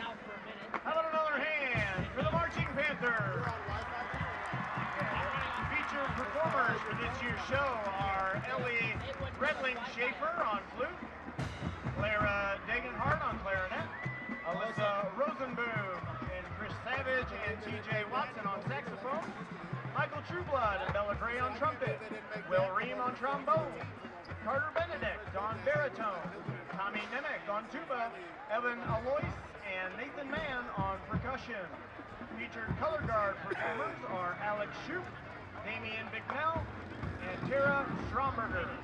Paula Johnson is the president of the band Boosters, and they would like to thank all of their band patrons, including their diamond level patrons, the Caterpillar Foundation, the law office of Louis P. Malloy, McDonald's, Mark and Kayla Goldemer, Sunbelt Rentals, Trace Rojas, Teamworks, the Caterpillar Visitors Center, Remax WRC Downtown, Caswell Motors, Illinois Ice Center, the Schnell family, Weavers, and the M family. The Marching Panthers are directed by Lisa Parrott. Dan Dietrich is the brass caption manager. Susie Arns, the woodwinds caption manager. Bob Barker is the battery percussion instructor. Margaret Reed is the front ensemble coordinator. Megan Brent and Amanda Lamb are the color guard caption managers. Jeff Decker and Sam Weesey are visual techs. Jessica Tilton is a color guard tech. James Fry, Mason Moore, Harrison Brent, and Sean Kabinski are brass techs. Miles Niehaus, Nate Fleming, and Luke Goldemer are battery techs. Maddie Norman is a pit tech, and Ava Stovall works with the drum majors. The director of bands is Jim Tallman. The Marching Panthers are participating in Project 3000, a pledge to give 3,000 volunteer hours of service during this school year. Since June 1st, the Marching Panthers collectively have volunteered 1,109 hours so far.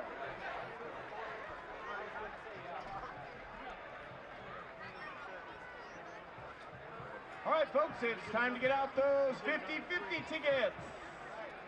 Remember, we have 2 drawings tonight, so if you're not successful for the first one, hang on to your tickets because we do have a second prize. Our first prize is, as always, our monetary prize, and as predicted, the number's big when Washington and Metamora get together. Our winner tonight's going to walk away with $1,291. So if you have the orange orange ticket that matches the number that I'm about to read, please report as soon as you can to the home press box. And again, after we get a 50-50 winner, then we will have a second number announced that will win the package of meat provided by the Illinois pork producers here tonight. So here we go. Here's our winning 50-50 number. It's an orange ticket, 462. Welcome back to Washington. Colton Taylor alongside Scott Kirker, Ryan Vogel down on the sideline. Tied up here at halftime, 16 all. Go ahead with our first half stats as they rattle off the 50-50 numbers here tonight. Our first half stats first for the Panthers. 23 rushing attempts, 147 yards and 2 touchdowns. Jake Stewart, 1 for 2 passing on the night, 13 yards, 1 interception. A total of 160 offensive yards, 2 touchdowns, 1 interception, 1 turnovers for the Panthers. For Metamora rushing, Davis with 7 carries for 39 yards. Frederick with the lone carry for 9 yards there. That set up the touchdown pass to Broderick Schreier. Hartnett, 4 carries for 37 yards. 12 total carries, 85 yards, no touchdown.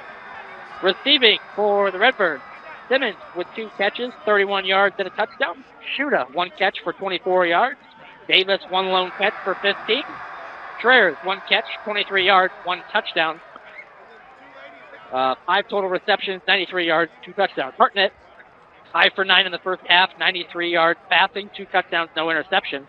Metamora with 178 yards of total offense in the first half, no turnovers. So Washington will get the ball coming out of the halftime break. Very back and forth as we thought it might be, Scott, but this is the chance for Metamora to make a stand defensively here to start the second half. Certainly is. Hey, before we go on any further, we probably should thank Neil Hagan. We had some technical difficulties, and he got us back up and running again in that first half. Yes, and we understand if you're watching at home and you're a little frustrated with the signal here tonight, but we just want you to know that we're running off a hotspot of a cellular device. So we were not granted access to any sorts of Wi-Fi here at Washington. Unfortunately, it is what it is. There's not much that we can do about it, but we are here to give you a broadcast of the game. But yes, thank you to Neil Hagan for helping us out through some technical difficulties. It's never easy here. Nope. And it's never easy running a broadcast, period, let alone off of a hotspot. So that's that. But enjoy the second half here in just a little bit. But who were you most impressed with in the first half from Metamora? Well, I was impressed with Kane Hartnett once again offensively. We got the ball with 6 minutes, 27 seconds on our own 12-yard line, and he engineered a drive all the way down and got us a touchdown, and we really needed that touchdown. We needed that in a bad, bad way. Hartnett has been making some great throws tonight, delivered a beautiful one to Shuda, delivered that beautiful one there to Schreier. Simmons had one as well. He's been on his game here tonight. Yeah. As you'd expect from your senior quarterback, Hayden has been through the wars, and that's what you need. Now, you mentioned that you'd like to see Metamora, hold their own with Washington running the ball, but that's where Washington's bread and butter has been tonight. And Metamora's been pretty well dominated defensively by Washington's run game. Well, and it is, and a lot of it has to do with it. We're turning and we're getting ourselves hooked, and Washington's doing a great job of creating those seams in our defense. And I think it's just the backside has to come down a little bit quicker to make those tackles. We're getting it turned in at times, but there's nobody there when we get it turned in. So we're getting set here for the kickoff to start the second half. Still a very good crowd here on hand tonight. Those tuning in wherever you may be on YouTube or on MTCO, we thank you for tuning in. And again, appreciate your patience here tonight with the stream and any technical difficulties that we come across. As Redbird get ready to kick off to start this second half, Colton, 24 minutes of it's going to be a war. It's going to be a war.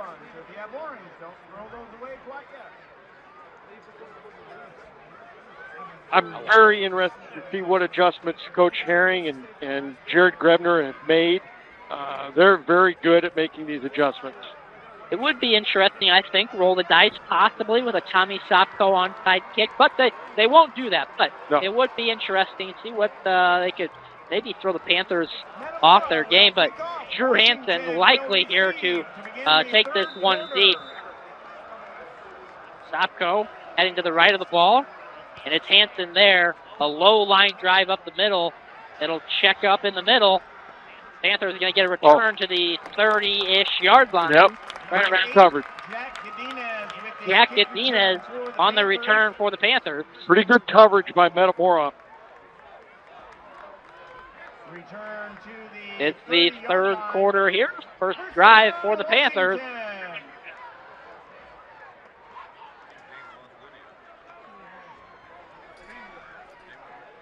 It's surprising to see Washington throw the ball much more here tonight, especially after that pick by Stewart. We have not seen Preston Nelson tonight, but Stewart back out here under center. He's going to take the snap and hand it off. McQuarrie on the outside. He's got a hold down the sideline. He'll get a first down plus more. Redbirds have just got to be quicker getting to the outside. First down for McQuarrie. And that kind of seemed to be the opposite of the problem they had in the first half, because they had that guy to contain him on the outside, and then there was no one left on the inside, and that time it was the opposite. That backer has to scrape outside and get outside because that guard pulled. Good to see Nate Bartman back in the game for Metamora. He left there towards the end of the first half, faking and holding on to his left arm. So I formation here. Handoff up the middle. Stewart's going to keep it, actually. And he'll get across into plus territory. That's a pickup of about 6 yards. So bring up second and 5.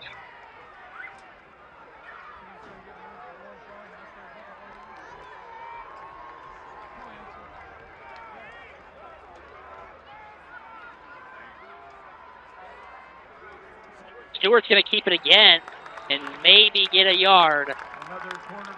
That'll bring up a 3rd and short. Gets a gain of 2. 3rd and 3. Washington.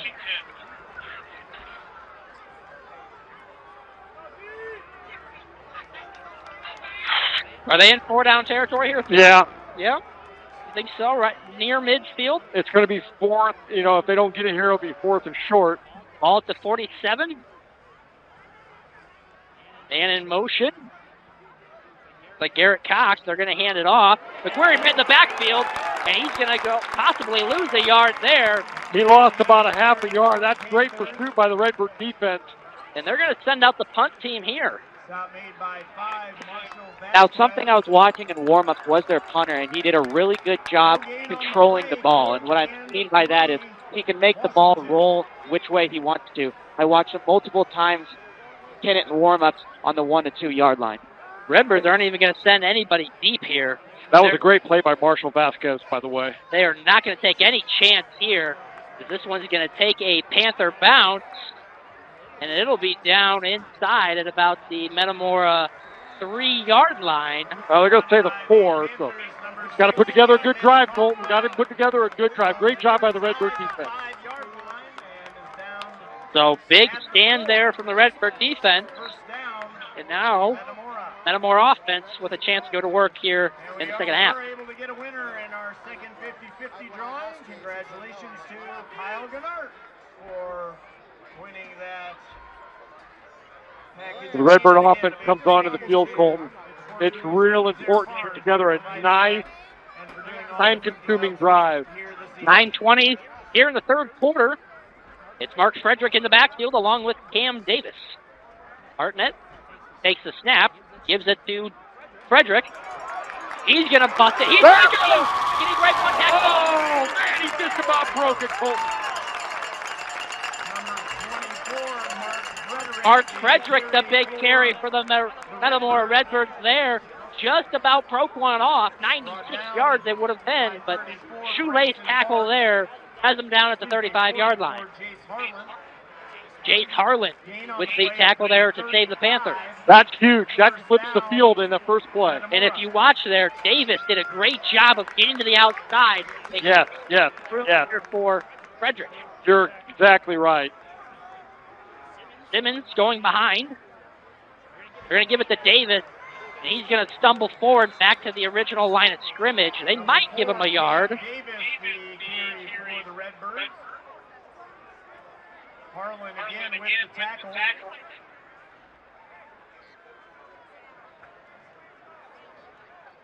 So it'll be no gain on the play. Still second and 10 here.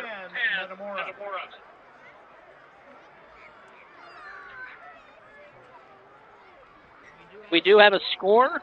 Pekin Dunlap peeking up 14-6 at the half. Thank you to Cody Roskins of Clutch Sports Media. He's at that game there tonight. Handoff here is going to go to Frederick. And he's hit hard. 24, Frederick, the carry for the Redbirds. He'll maybe lose about a yard. It looks like he may have. No. If anything, he lost the ball there, or the distance of a football. Still 3rd and 10, Metamora. 3rd and 10. If the Redbirds are going to air one out here, Davis in the backfield.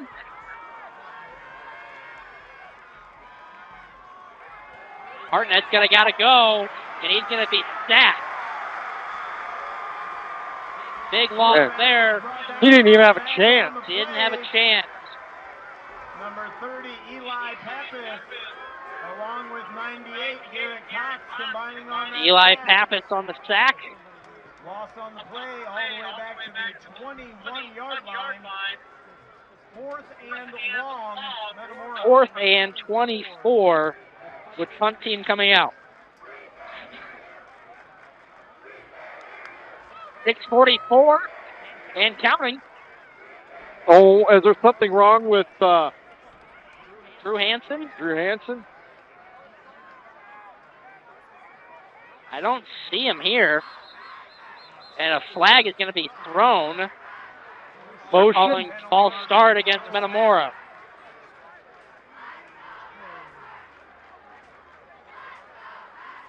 Penalty is a false start against the Redbirds. Hansen is right there on the sideline. 5-yard penalty remains 4th down. See, these are the things you can't have happen.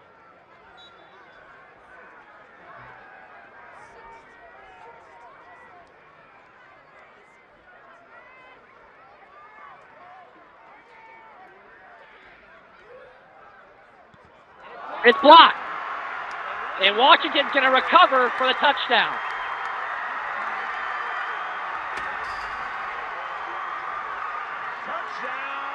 The Redbirds tried getting tricky with it. It was blocked and recovered by the Panthers. By Washington in the end zone for a touchdown.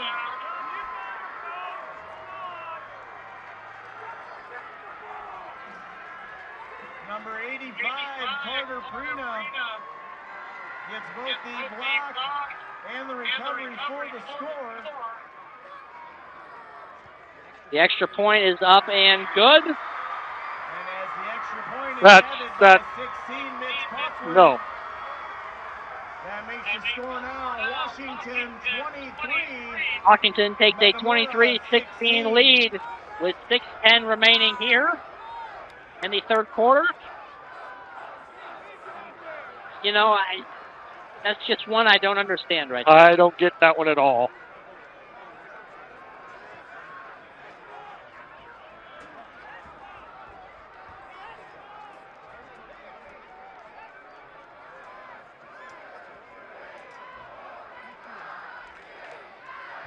Simmons and Schreer's back deep to return for Metamora now. Redbirds have put themselves behind the 8 ball a little bit here in the first quarter. We continue to give them momentum. And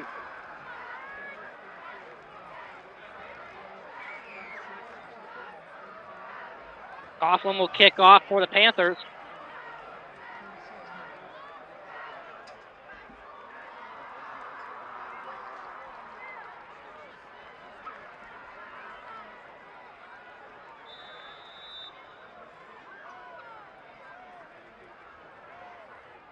Washington knew what was coming there because Metamora kind of showed their hand on the previous 4th down attempt. This one's going to be deep for Schreers. He's going to have to find a hole, and he's found one. And he'll be down at about good return. 36, 37-yard line. It will be first down Metamora. Rovers. The kick return for the Redbirds.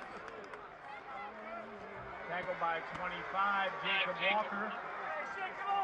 Jacob Walker on the tackle. Now the Redbird offense back out there. Got to get our ball. Come on, let's go. The ball will be spotted at the 37-yard line. Ball spotted at the 37-yard line. First and 10, Metamora. 6 minutes left here in the third quarter.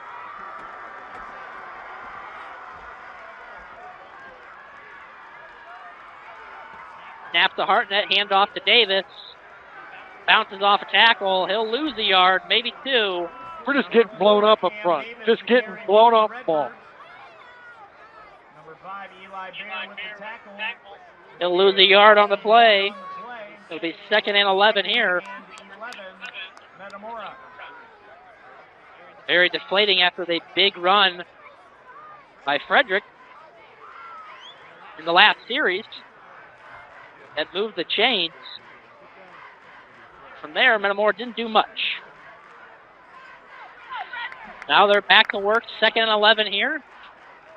Big down. It's the big possession for Metamora. 5:17 and counting.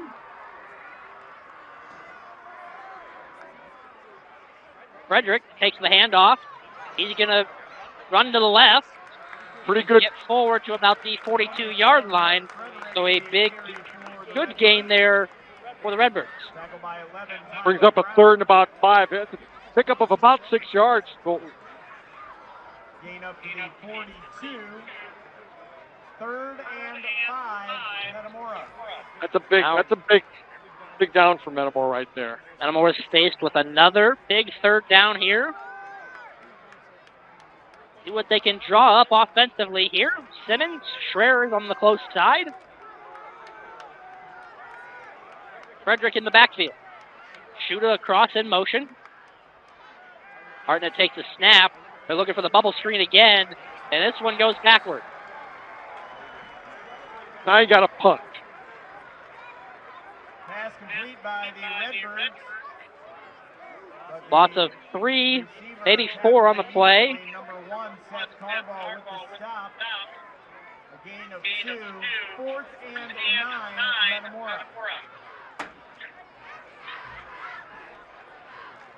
Hansen out there to punt now.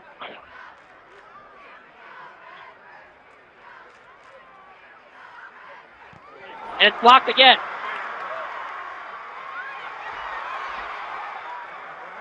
And the Panthers will fall on it. Maybe we want to try. Oh. By the Redbirds is blocked by the Panthers, number 9. So Washington's going to get great field position at the 29-yard line. Back-to-back possessions, back-to-back block punch for the Panthers. And Metamora will turn the ball over on downs at their own 29-yard line. First down, Washington.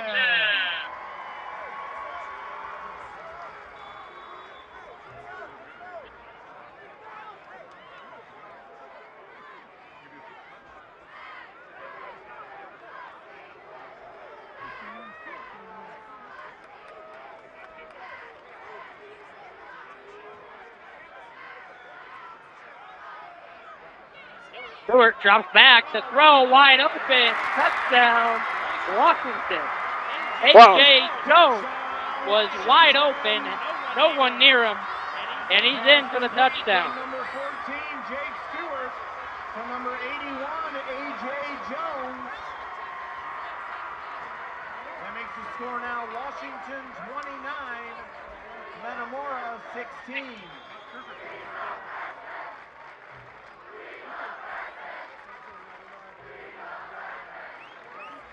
Coughlin on for the extra point, up and good. Makes it 36. Well, we're making them look awfully good, Colton. Snap by McQuarrie, hold by Stewart, kicked in by number 16. Redbirds trail by 14 here with 3:32 left to play in the third quarter. Metamora 16. A quick turn of events here for the Panthers. 2 block punts have set that up, one resulting in a touchdown on the recovery, and then one play, A.J. Jones was wide open. Freshman. Freshman or not, he didn't have a guy within 20 yards of him. Yep. Now we've got to be better than that. We're just getting fundamentals to death right now.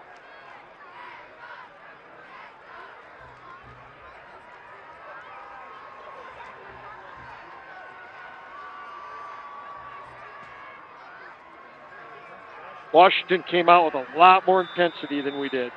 You know what? A lot more. Coughlin set the kickoff here. Schreers and Simmons back deep to return for Metamora. Tyler Cassup receiving some medical attention on the sideline, being stretched out possibly. It looks like he's cramping. And the kick from Coughlin is low, fielded by Simmons. He's going to head to his right. No blocks. And he's down to the 25. Stop, let him tackle you. Tackle by 23, Zachary Ryan. Turn out to the 20-yard line. First down, Metamora. The ball is spotted at the 20-yard line. Redbird's offense has got to make some noise here. You got to, because they're starting to pull away. We can't stop them. Davis and Frederick in the backfield. Out of the shotgun, Hartnett. He'll take the snap and hand it to Frederick, who's got room down the right sideline. He gets past one man. He'll break it, and Mark. No! He can go the way to 3, the 10. Touchdown! That's what we needed.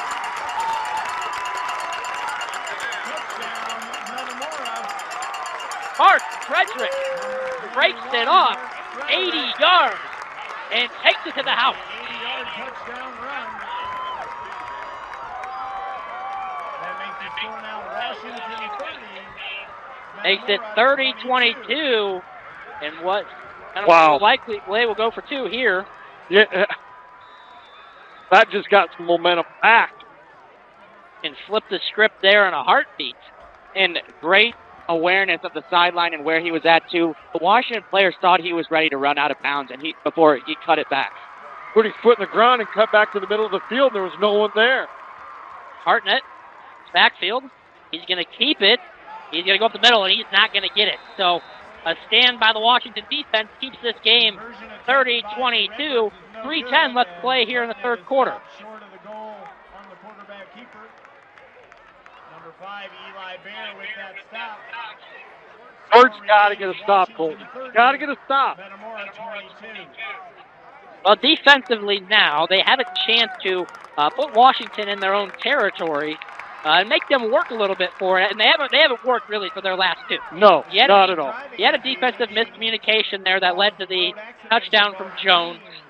Stay safe, stay alert, and always be aware of your surroundings.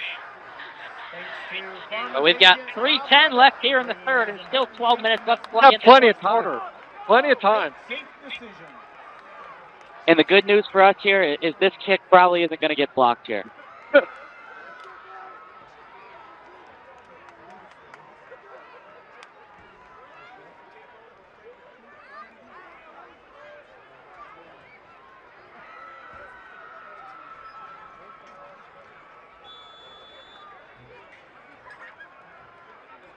So Drew Hansen out there.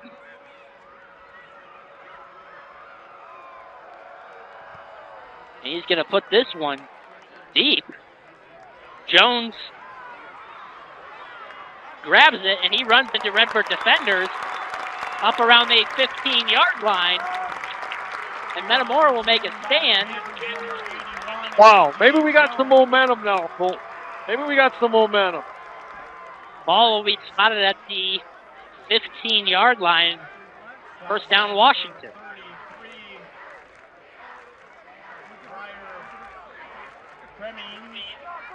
Great kick there from Hansen. Return out to the 16-yard line.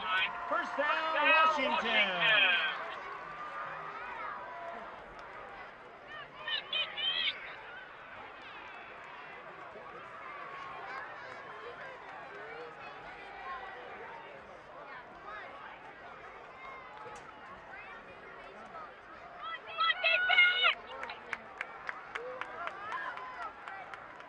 Pitch out to the right, and they've got room. Down the sideline goes McQuarrie, and out of bounds around the 35-yard line. Metamora just does not have contain on the outside. It's the Panthers' first down.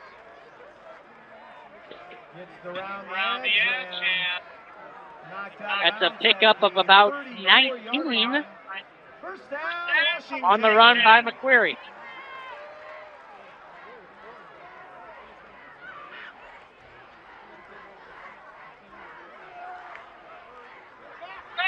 Handoff up the middle. Goes forward for about 3, 2, maybe 3 yards.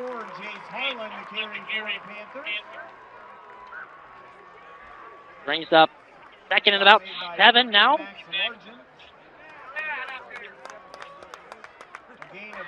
And if you're watching here, I don't think you bother to do anything but go outside.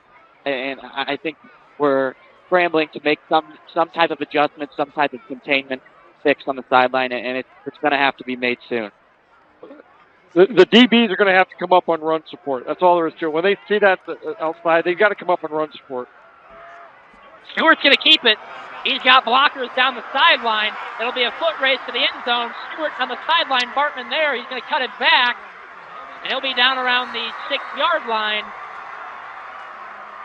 Metamora bit on the fake, and Stewart kept it. Gain on the play. Nice block thrown by 11. Tyler Brown downfield. So first and goal from the 5. First and goal, Washington. 2 minutes and counting here. You know, I don't know what to do. I mean, our defense is just playing so poorly. Just a great play there by Washington. It wasn't even. They bit on the fake. Stewart kept it. Now they're going to hand it off the middle here. And we're just grabbing. We're just grabbing. Is in for the touchdown, Washington. We're just grabbing. We're not even tackling. We're grabbing. Number 44, Jace Harlan with the 5-yard touchdown run. That makes the score now Washington 36, Metamora 22. It was Jace Harlan on the touchdown carry there. Coughlin on for the extra point. Snap, hold, kick up and good. Washington regains the lead, extends that lead. Now 37-22. You know, it didn't even take them 2 minutes to answer our score. 1:37 left to play here in the third quarter. Metamora 22. Yeah.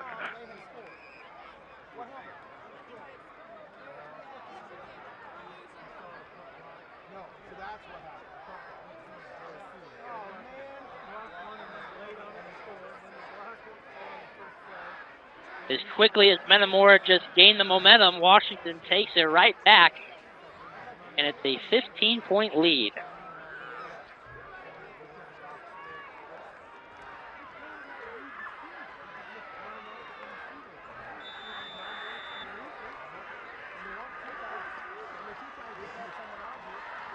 Coughlin on to kick for the Panthers.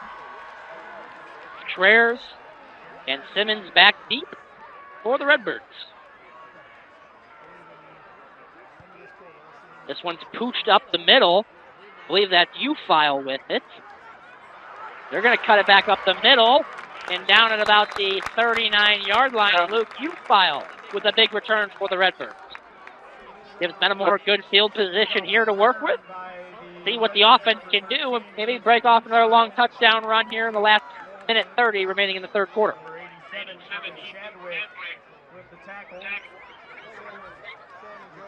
Ball will be spotted at the 40-yard line. 1st and 10, Redbird.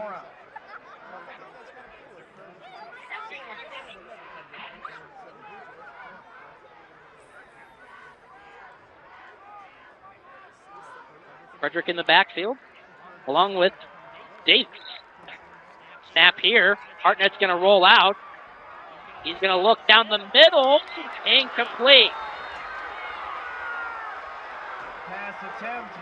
Great defense there by Kanan McQuarrie. I believe that was Cassup, the intended target for the Redbirds. It was.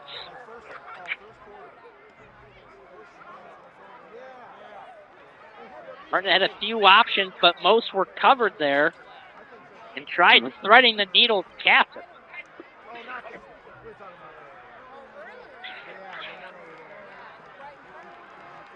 So now it's 2nd and 10. Same look. Hartnett going to hand it off to Frederick. He's going to break another one up the middle, down in Washington territory. It's a first down Redbird. Mark Frederick making a name for himself here tonight.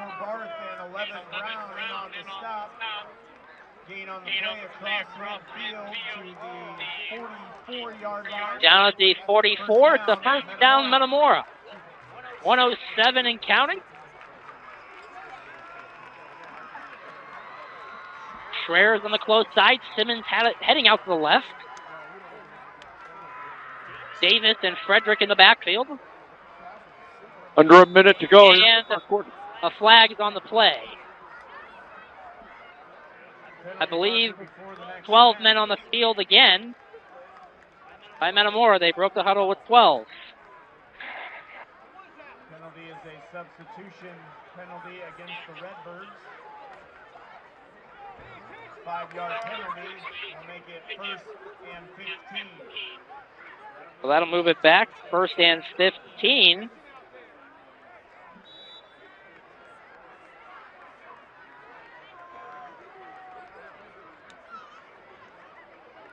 Davis.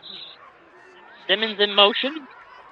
Handoff to Davis. He's going to go forward, break a few tackles, and gain most of that yardage back, but they're going to rule him down.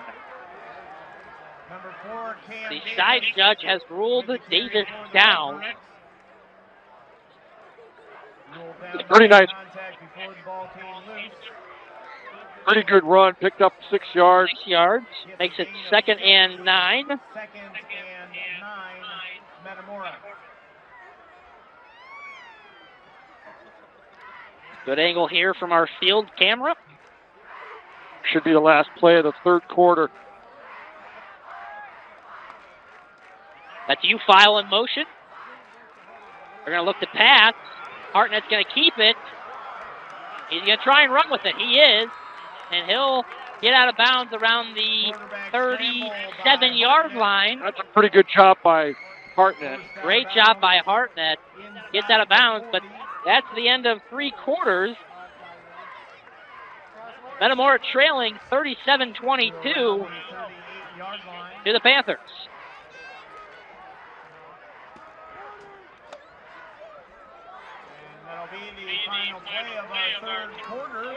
So take this time to thank more of our sponsors here.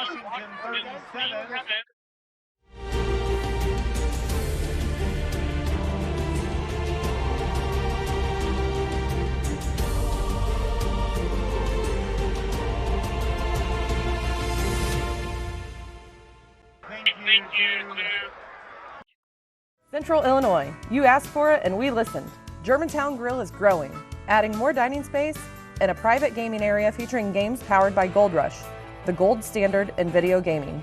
The game's on at Germantown Grill, off Route 116. And while we're in that standing... Hi, Tom. Hey, how's the college visit? You remembered. It's good. Does it make the short list? Yeah, I'm afraid so. Knowing our clients personally is what we do. It's okay.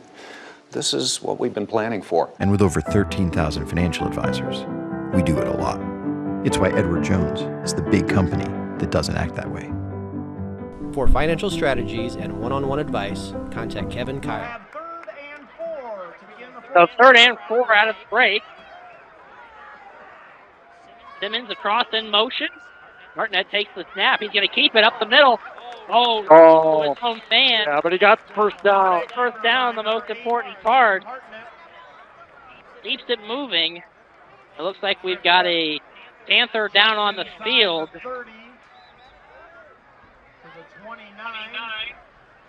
At 68, Jackson Stewart, it looks like, on the field.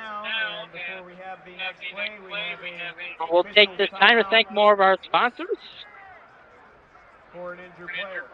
Zobrist Insurance, insurance the right way, the human way. Dean Zobrist. 309-367-4400. Snyder Village, your place to call home. Call 309-367-4300 or visit SnyderVillage.com.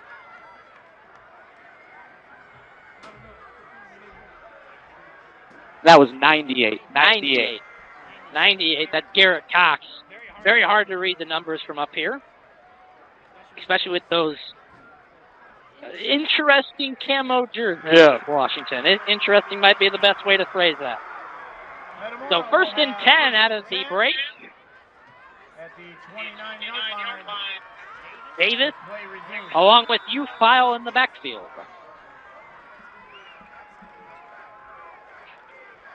Hand off to Davis. He's going to go right, and he's going to get grabbed there by the Panther defender, number 5, Elijah Baer. No gain on the play. Lost about a yard.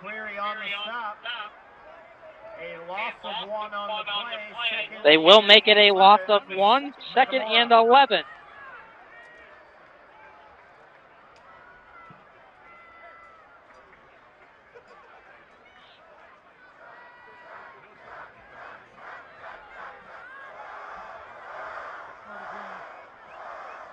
Hartnett in the backfield with Davis. He's going to roll out to his left. He's going to look down the field, doesn't have anything. He's going to get tripped up. Just nothing there for Hartnett to do. And it looks like we've got another Panther down. Looks like a cramp there. Loss on the play back to the 35-yard line. Another backwards play there for Metamora. The things we said Metamora couldn't do tonight. They couldn't get behind the chains. They had to dominate the line of scrimmage. Those are things that we have just completely not done tonight. 3rd and 16 here for the Redbirds. Frederick back in the game. They're going to hand it off to him. He's going to run and go nowhere. Gets back to the line of scrimmage. They have lost a yard. It's going to be 4th down here.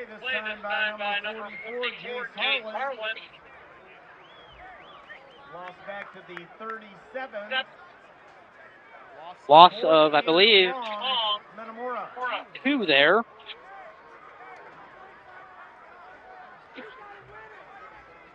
I believe it's actually staying the same. 4th and 16.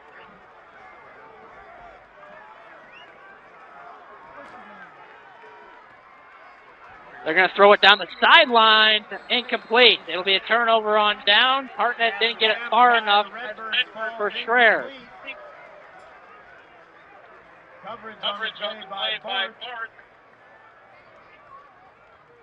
Metamora will turn the ball over on down.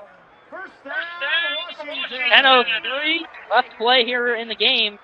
Metamora still trailing 37-22. Panthers will take over now at the 36-yard line.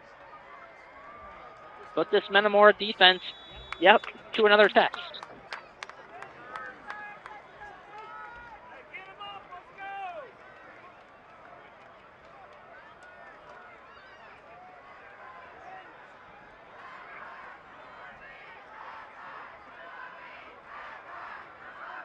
Panthers quickly out. 5 seconds left on the play clock. They're going to go with a screen pass here. Pretty good play. Not going to get much. That's Humphrey. Maybe a gain of 1. 2nd and 9. And a Washington player is down. Oof. He looks like he's in some pain. Officials timeout for an injured player. Take this time to thank more of our sponsors. Metamora Field's open for lunch and dinner Wednesday through Saturday, 11 a.m. to 9 p.m. Call 309-367-4000 for a tea time or to get your reservation for lunch or dinner. Metamora McDonald's. Stop by any time. I believe they're open till about 11 o'clock. Good breakfast. Good breakfast sandwiches. Mason Funeral Home, and Metamora and Germantown Hills, a proud sponsor of Metamora Redbirds.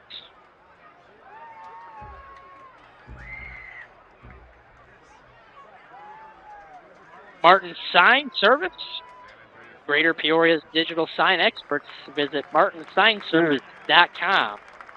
That might be more than a cramp, unfortunately. Ouch. Metamora logo wear, located on the town square. Call 309-367-2333.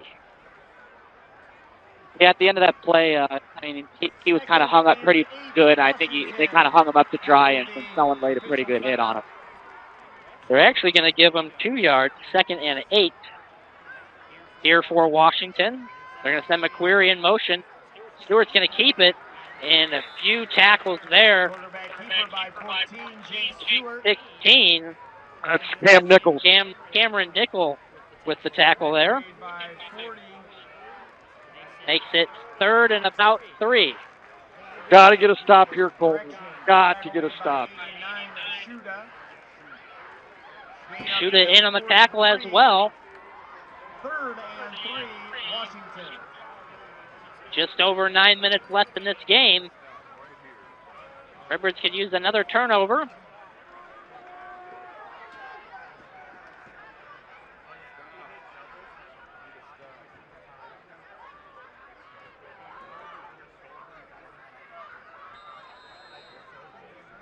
And there's going to be a timeout before the play.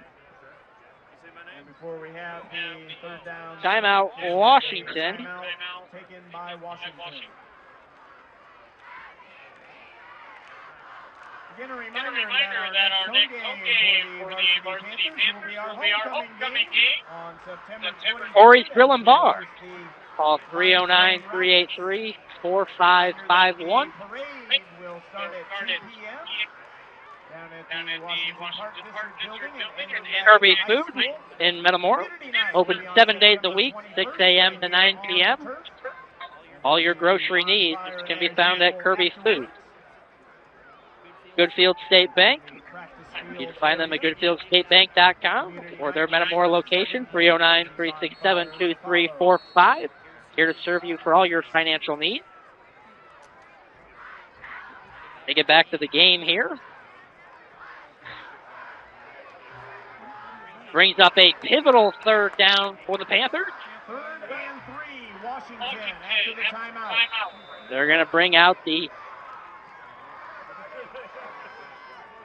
big formation here. Jace Harlan. And they're going to pitch it to McQuarrie in the backfield. And he's going to get enough for the 1st down. They got a good block on the outside. They're so much more physical than we are. Way more physical. That's why they're beating us. Looking at the marking here, they are going to signal a 1st down. Just across the 46-yard line. Got an update here. East Peoria up 20-7 over Limestone. East Peoria looking for their second straight win. They got their first one last week in Aurora.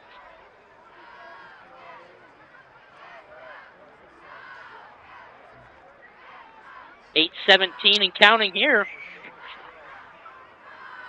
Panthers looking for back-to-back wins over the Redbirds.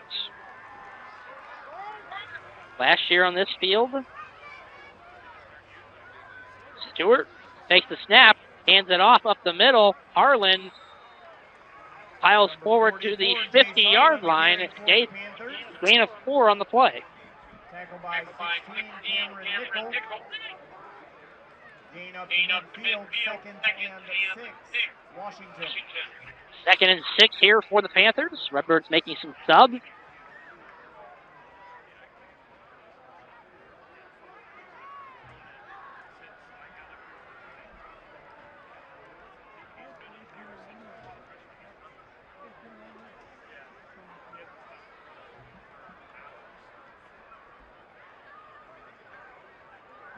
Another handoff here. McQuarrie cannot bounce it back inside. He'll lose a few yards. Yep, that's a nice play by the Redbird defense there. Tackle by 46, Drew Hansen. Loss on the play. Loss of about 3 makes it 3rd and 9. 3rd and 9, Washington.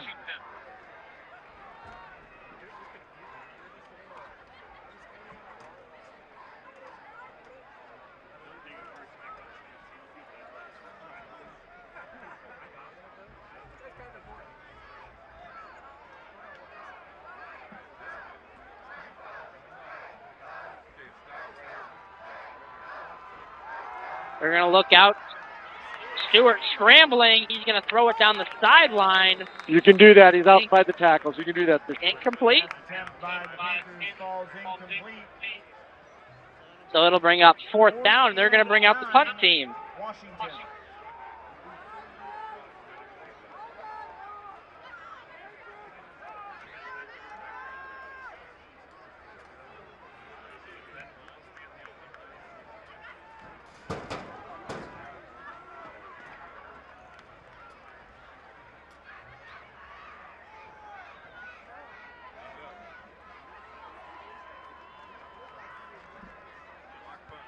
Punt is off. And it will be downed at the inside the 15-yard line. So take a Washington roll, but Metamora takes over 1st and 10, 6:14 left to play. Metamora can score quickly. We still have all 3 timeouts here. We got to score quick. And then we got to get another stop.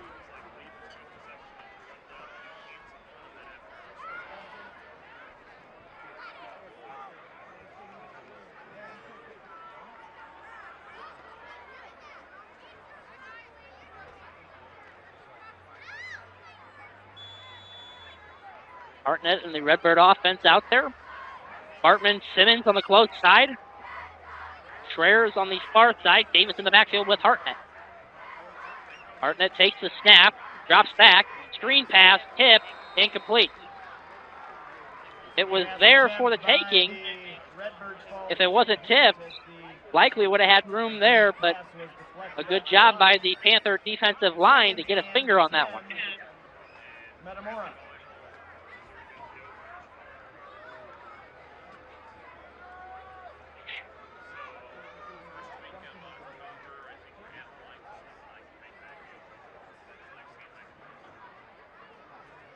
That's up 2nd and 10. Like Simmons and Bartman again on the close side. Bad snap. Hartnett's got a fall on it.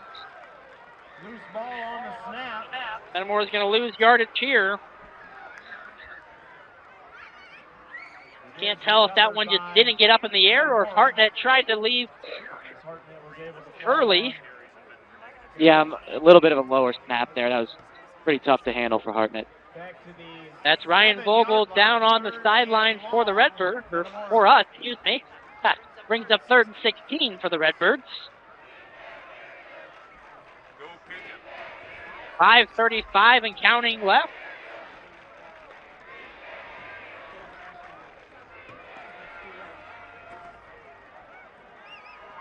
Snap here. Davis going to take it up the middle. Gain a few yards, but it's 4th down for Metamora. Tackle by 30, Eli Pappas. It's about 4th and 9. Metamora has no choice but to go for it here. With 5 minutes left in the 4th quarter, down 15. Looks like the Panthers might be on the winning end here, but still never know what could happen.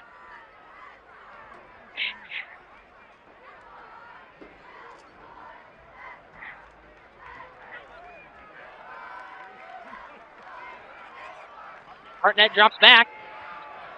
He's going to have to get rid of it, and he's sacked. Just had absolutely nothing open. And now Washington's going to get the ball. 1st and goal. All the way down at the 4-yard line where Metamora will turn the ball over on down. 1st down, Washington.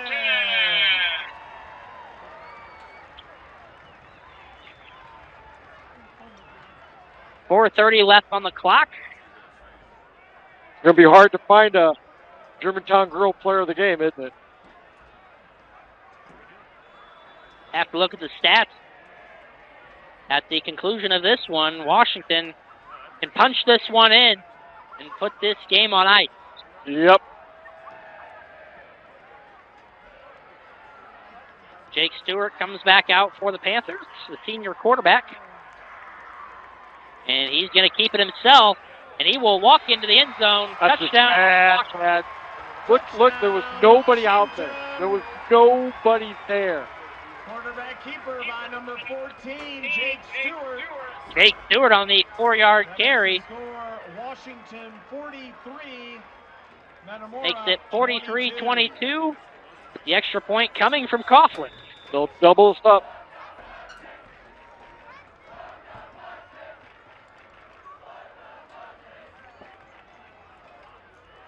Snap, hold, extra point up and good. Makes it 44-22 Washington with 4:24 left to go in this game. After the snap from McQuarrie and hold from Stewart. That makes your score now. Washington 44, Metamora 22.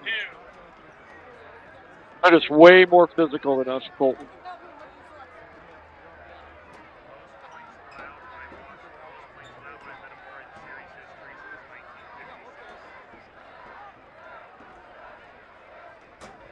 Right there from Alex, 1956 tonight.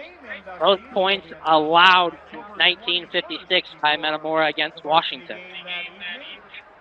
The crowd starts to file out here. On October 22nd, starting at 1 p.m.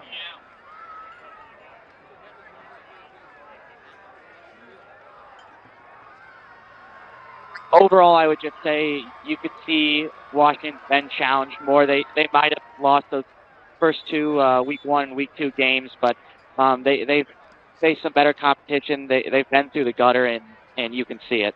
Oh, they're just more physical. They're way more physical than we are. I mean, it's as a Metamora fan, it's sad to see. And the kickoff here.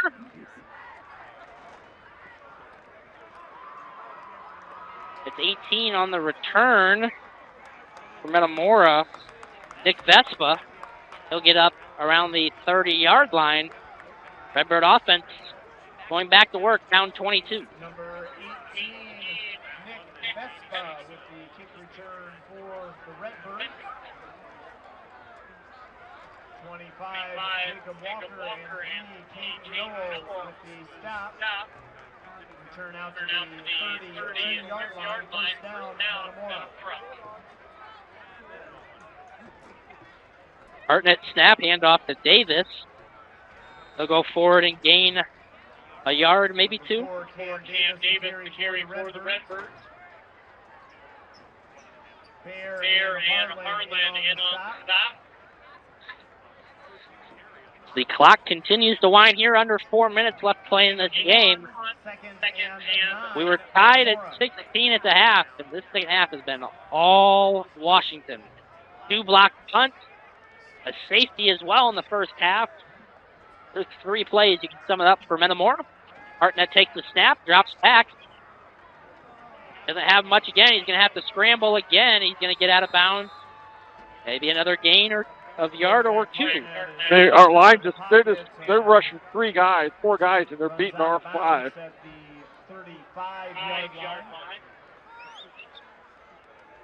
Call it a gain of 1. 3rd and 7.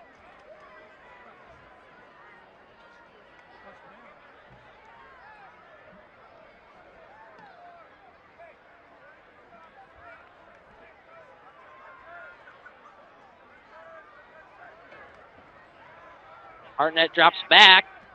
Simmons with the catch. Ooh, and a big hit there. Sam Blackburn with the big hit there, but it moves the chains for a Metamora first down. 3:24 left to play in this game. First down, Metamora.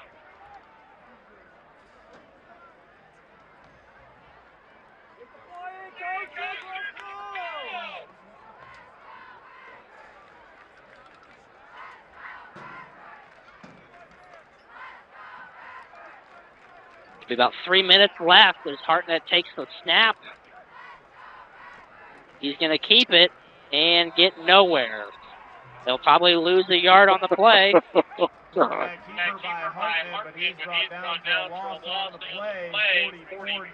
He might have lost 2 there.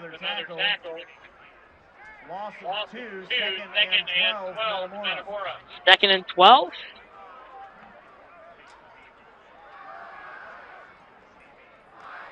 Hartnett's going to keep it again. And we've met at about the 45-yard line. Another run by Hartnett. Makes it 3rd and 9. Coming up on 2 minutes left in the game. Washington's going to get their first one of the season. Metamora's going to follow 1 and 2 on the year. Hartnett throws it over the middle. No one home.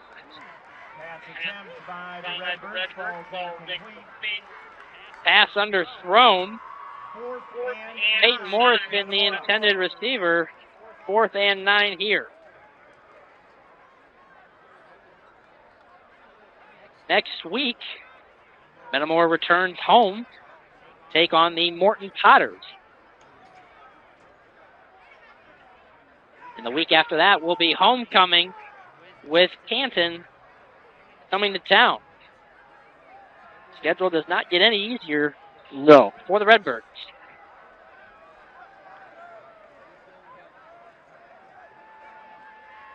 Handoff here. Frederick nowhere, and it's a turnover on down. So with 1:52 left to play, Washington will take back over. Made by number 30, Eli Pappas. No gain on the play. Metamora will turn the ball on down. First down, Washington.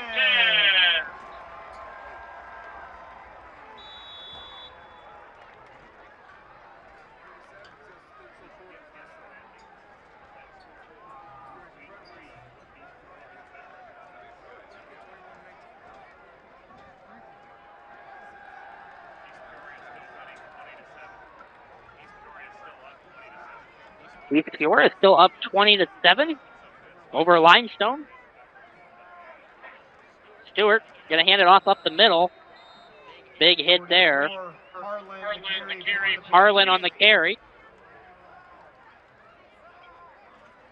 Gets a gain of 2 on the play, 2nd and 8. Washington. Gain of 2 on the play, 2nd and 8.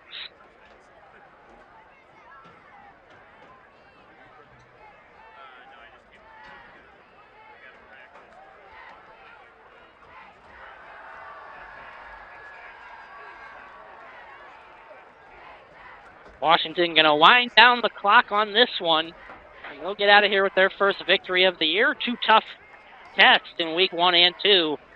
If they get the best of the Redbirds here tonight, handoff up the middle again.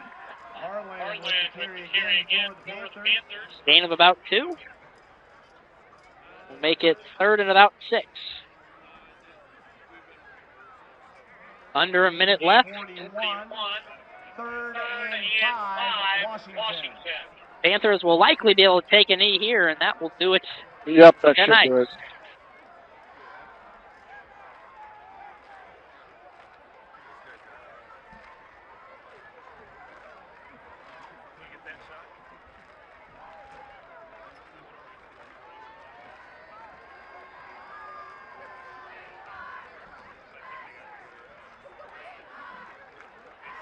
Stewart going to go ahead. And that'll do it. That'll do it here tonight. Washington's going to get out of here with the victory, 44-22 over the Redbirds. They'll move to 1-2 on the season, along with Metamora, as they drop their second game and their second consecutive game to Washington in the rivalry matchup. We're 1-7 in our last 8 games.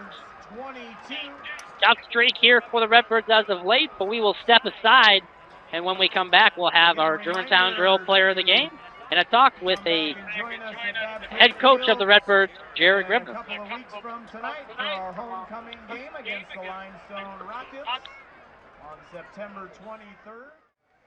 Down on the sideline, Colton Keeler here with Jared Grebner. Coach, really just summing up to a tough second half here tonight for your guys. Just start with your thoughts on where things may have turned a different course. Block punts definitely didn't help anything. When you think about it, 44-22, you get a block punt, they get field position basically at like the 10. Next series, block punt, they score off the touchdown. So basically in 2 plays, they're up 14 points. Then being down two scores with 4.5 left or 5 minutes left, we just decided to go for it. Felt that we needed to, being down 2 with that little time. And then, we get the sack, we got sacked, and that puts them up 3 scores then. And, they only had 5 yards to drive on that one. And so when you look at it, defensively, did I think we played terrible in that second half? Not necessarily. But that's why there's 3 phases to the game. You got the offense, you got defense, and special teams. And we were on the wrong side of special teams tonight, that was for sure. Down 2 scores, and then Mark Frederick with a big carry, 80 yards. I believe he ended with 146 yards total on the night on 8 carries. What did you see out of him that really can kind of maybe get him going forward for the next few weeks? Yeah, he gave us a spark. He showed off the speed a little bit. He was able to run in the tackles as well. Part of that is we were able to get Cam Davis pick up an extra lead, pick up an extra linebacker as well, and so he did great picking up that +1 guy that we always couldn't account for, and so that was able to spring him free a little bit there. Totally known for his passing game, but Caden Hartnett here tonight threw a few beautiful balls, really keep you in it there in the first half. A late one to Schroers to knot it up going into halftime. What did you see out of him tonight? He has the ability to make plays, sometimes with his legs, some plays with his arms. It wasn't always pretty every single time, but he kept battling. The team kept battling. And we're just going to have to clean up our mistakes that we made as we went. Tough one here tonight, but moving forward next week, Morton comes to town, another good team. What can we expect to possibly see out of them? They're a team that comes off a big playoff run last year. They have a lot of confidence. They have some of their offensive lineback, their big left tackle. And so, they're going to be ready to go. That's for sure. They're always a physical team. And, we're going to have to be ready. Coach, thank you for your time. We'll let you go, catch up with the team. Tough one tonight, but good luck next week, and we'll see you next week. Thank you very much. We'll send it actually to a break, and when we come back, we'll have our Germantown Grill player of the game and post-game stats. Keep it right here on digiMAX Sports Network. Welcome back to the booth and to the broadcast here. Wrap things up for the Washington Panthers tonight. 39 carries, 273 yards, 4 touchdowns, 3 of 5 passing on the night for Jake Stewart, 44 yards, 1 touchdown there, 1 interception as well. 317 total yards of offense and 5 touchdowns for the Panthers. For the Redbirds, Cam Davis, 13 carries, 15 yards. Mark Frederick, 8 carries, 140 yards. Caden Hartnett, 13 carries, 19 yards, 209 yards rushing for the Redbirds, no touchdowns. Receiving, Simmons, 3 catches, 41 yards. Shuda, 1 catch, 24. Davis, 1 catch for 15. Schroers, 2 catches for 19 yards and a touchdown. 99 total receiving yards and 2 touchdowns for the Redbirds. Hartnett, 7 of 15 on the night, 99 yards, 2 touchdowns. 308 yards of total offense for the Redbirds, 2 touchdowns. Our Germantown Grill player of the game, but first let's hear from our sponsor, the Germantown Grill. Central Illinois, you asked for it and we listened. Germantown Grill is growing to meet customer demand, adding more dining space and a private gaming area featuring games powered by Gold Rush, the gold standard in video gaming. And Germantown Grill still has all the food and spirits that keep our customers coming back. Stop by to check out our daily specials. The game's on at Germantown Grill, where Central Illinois loves to eat. Open 7 days a week, just off Route 116.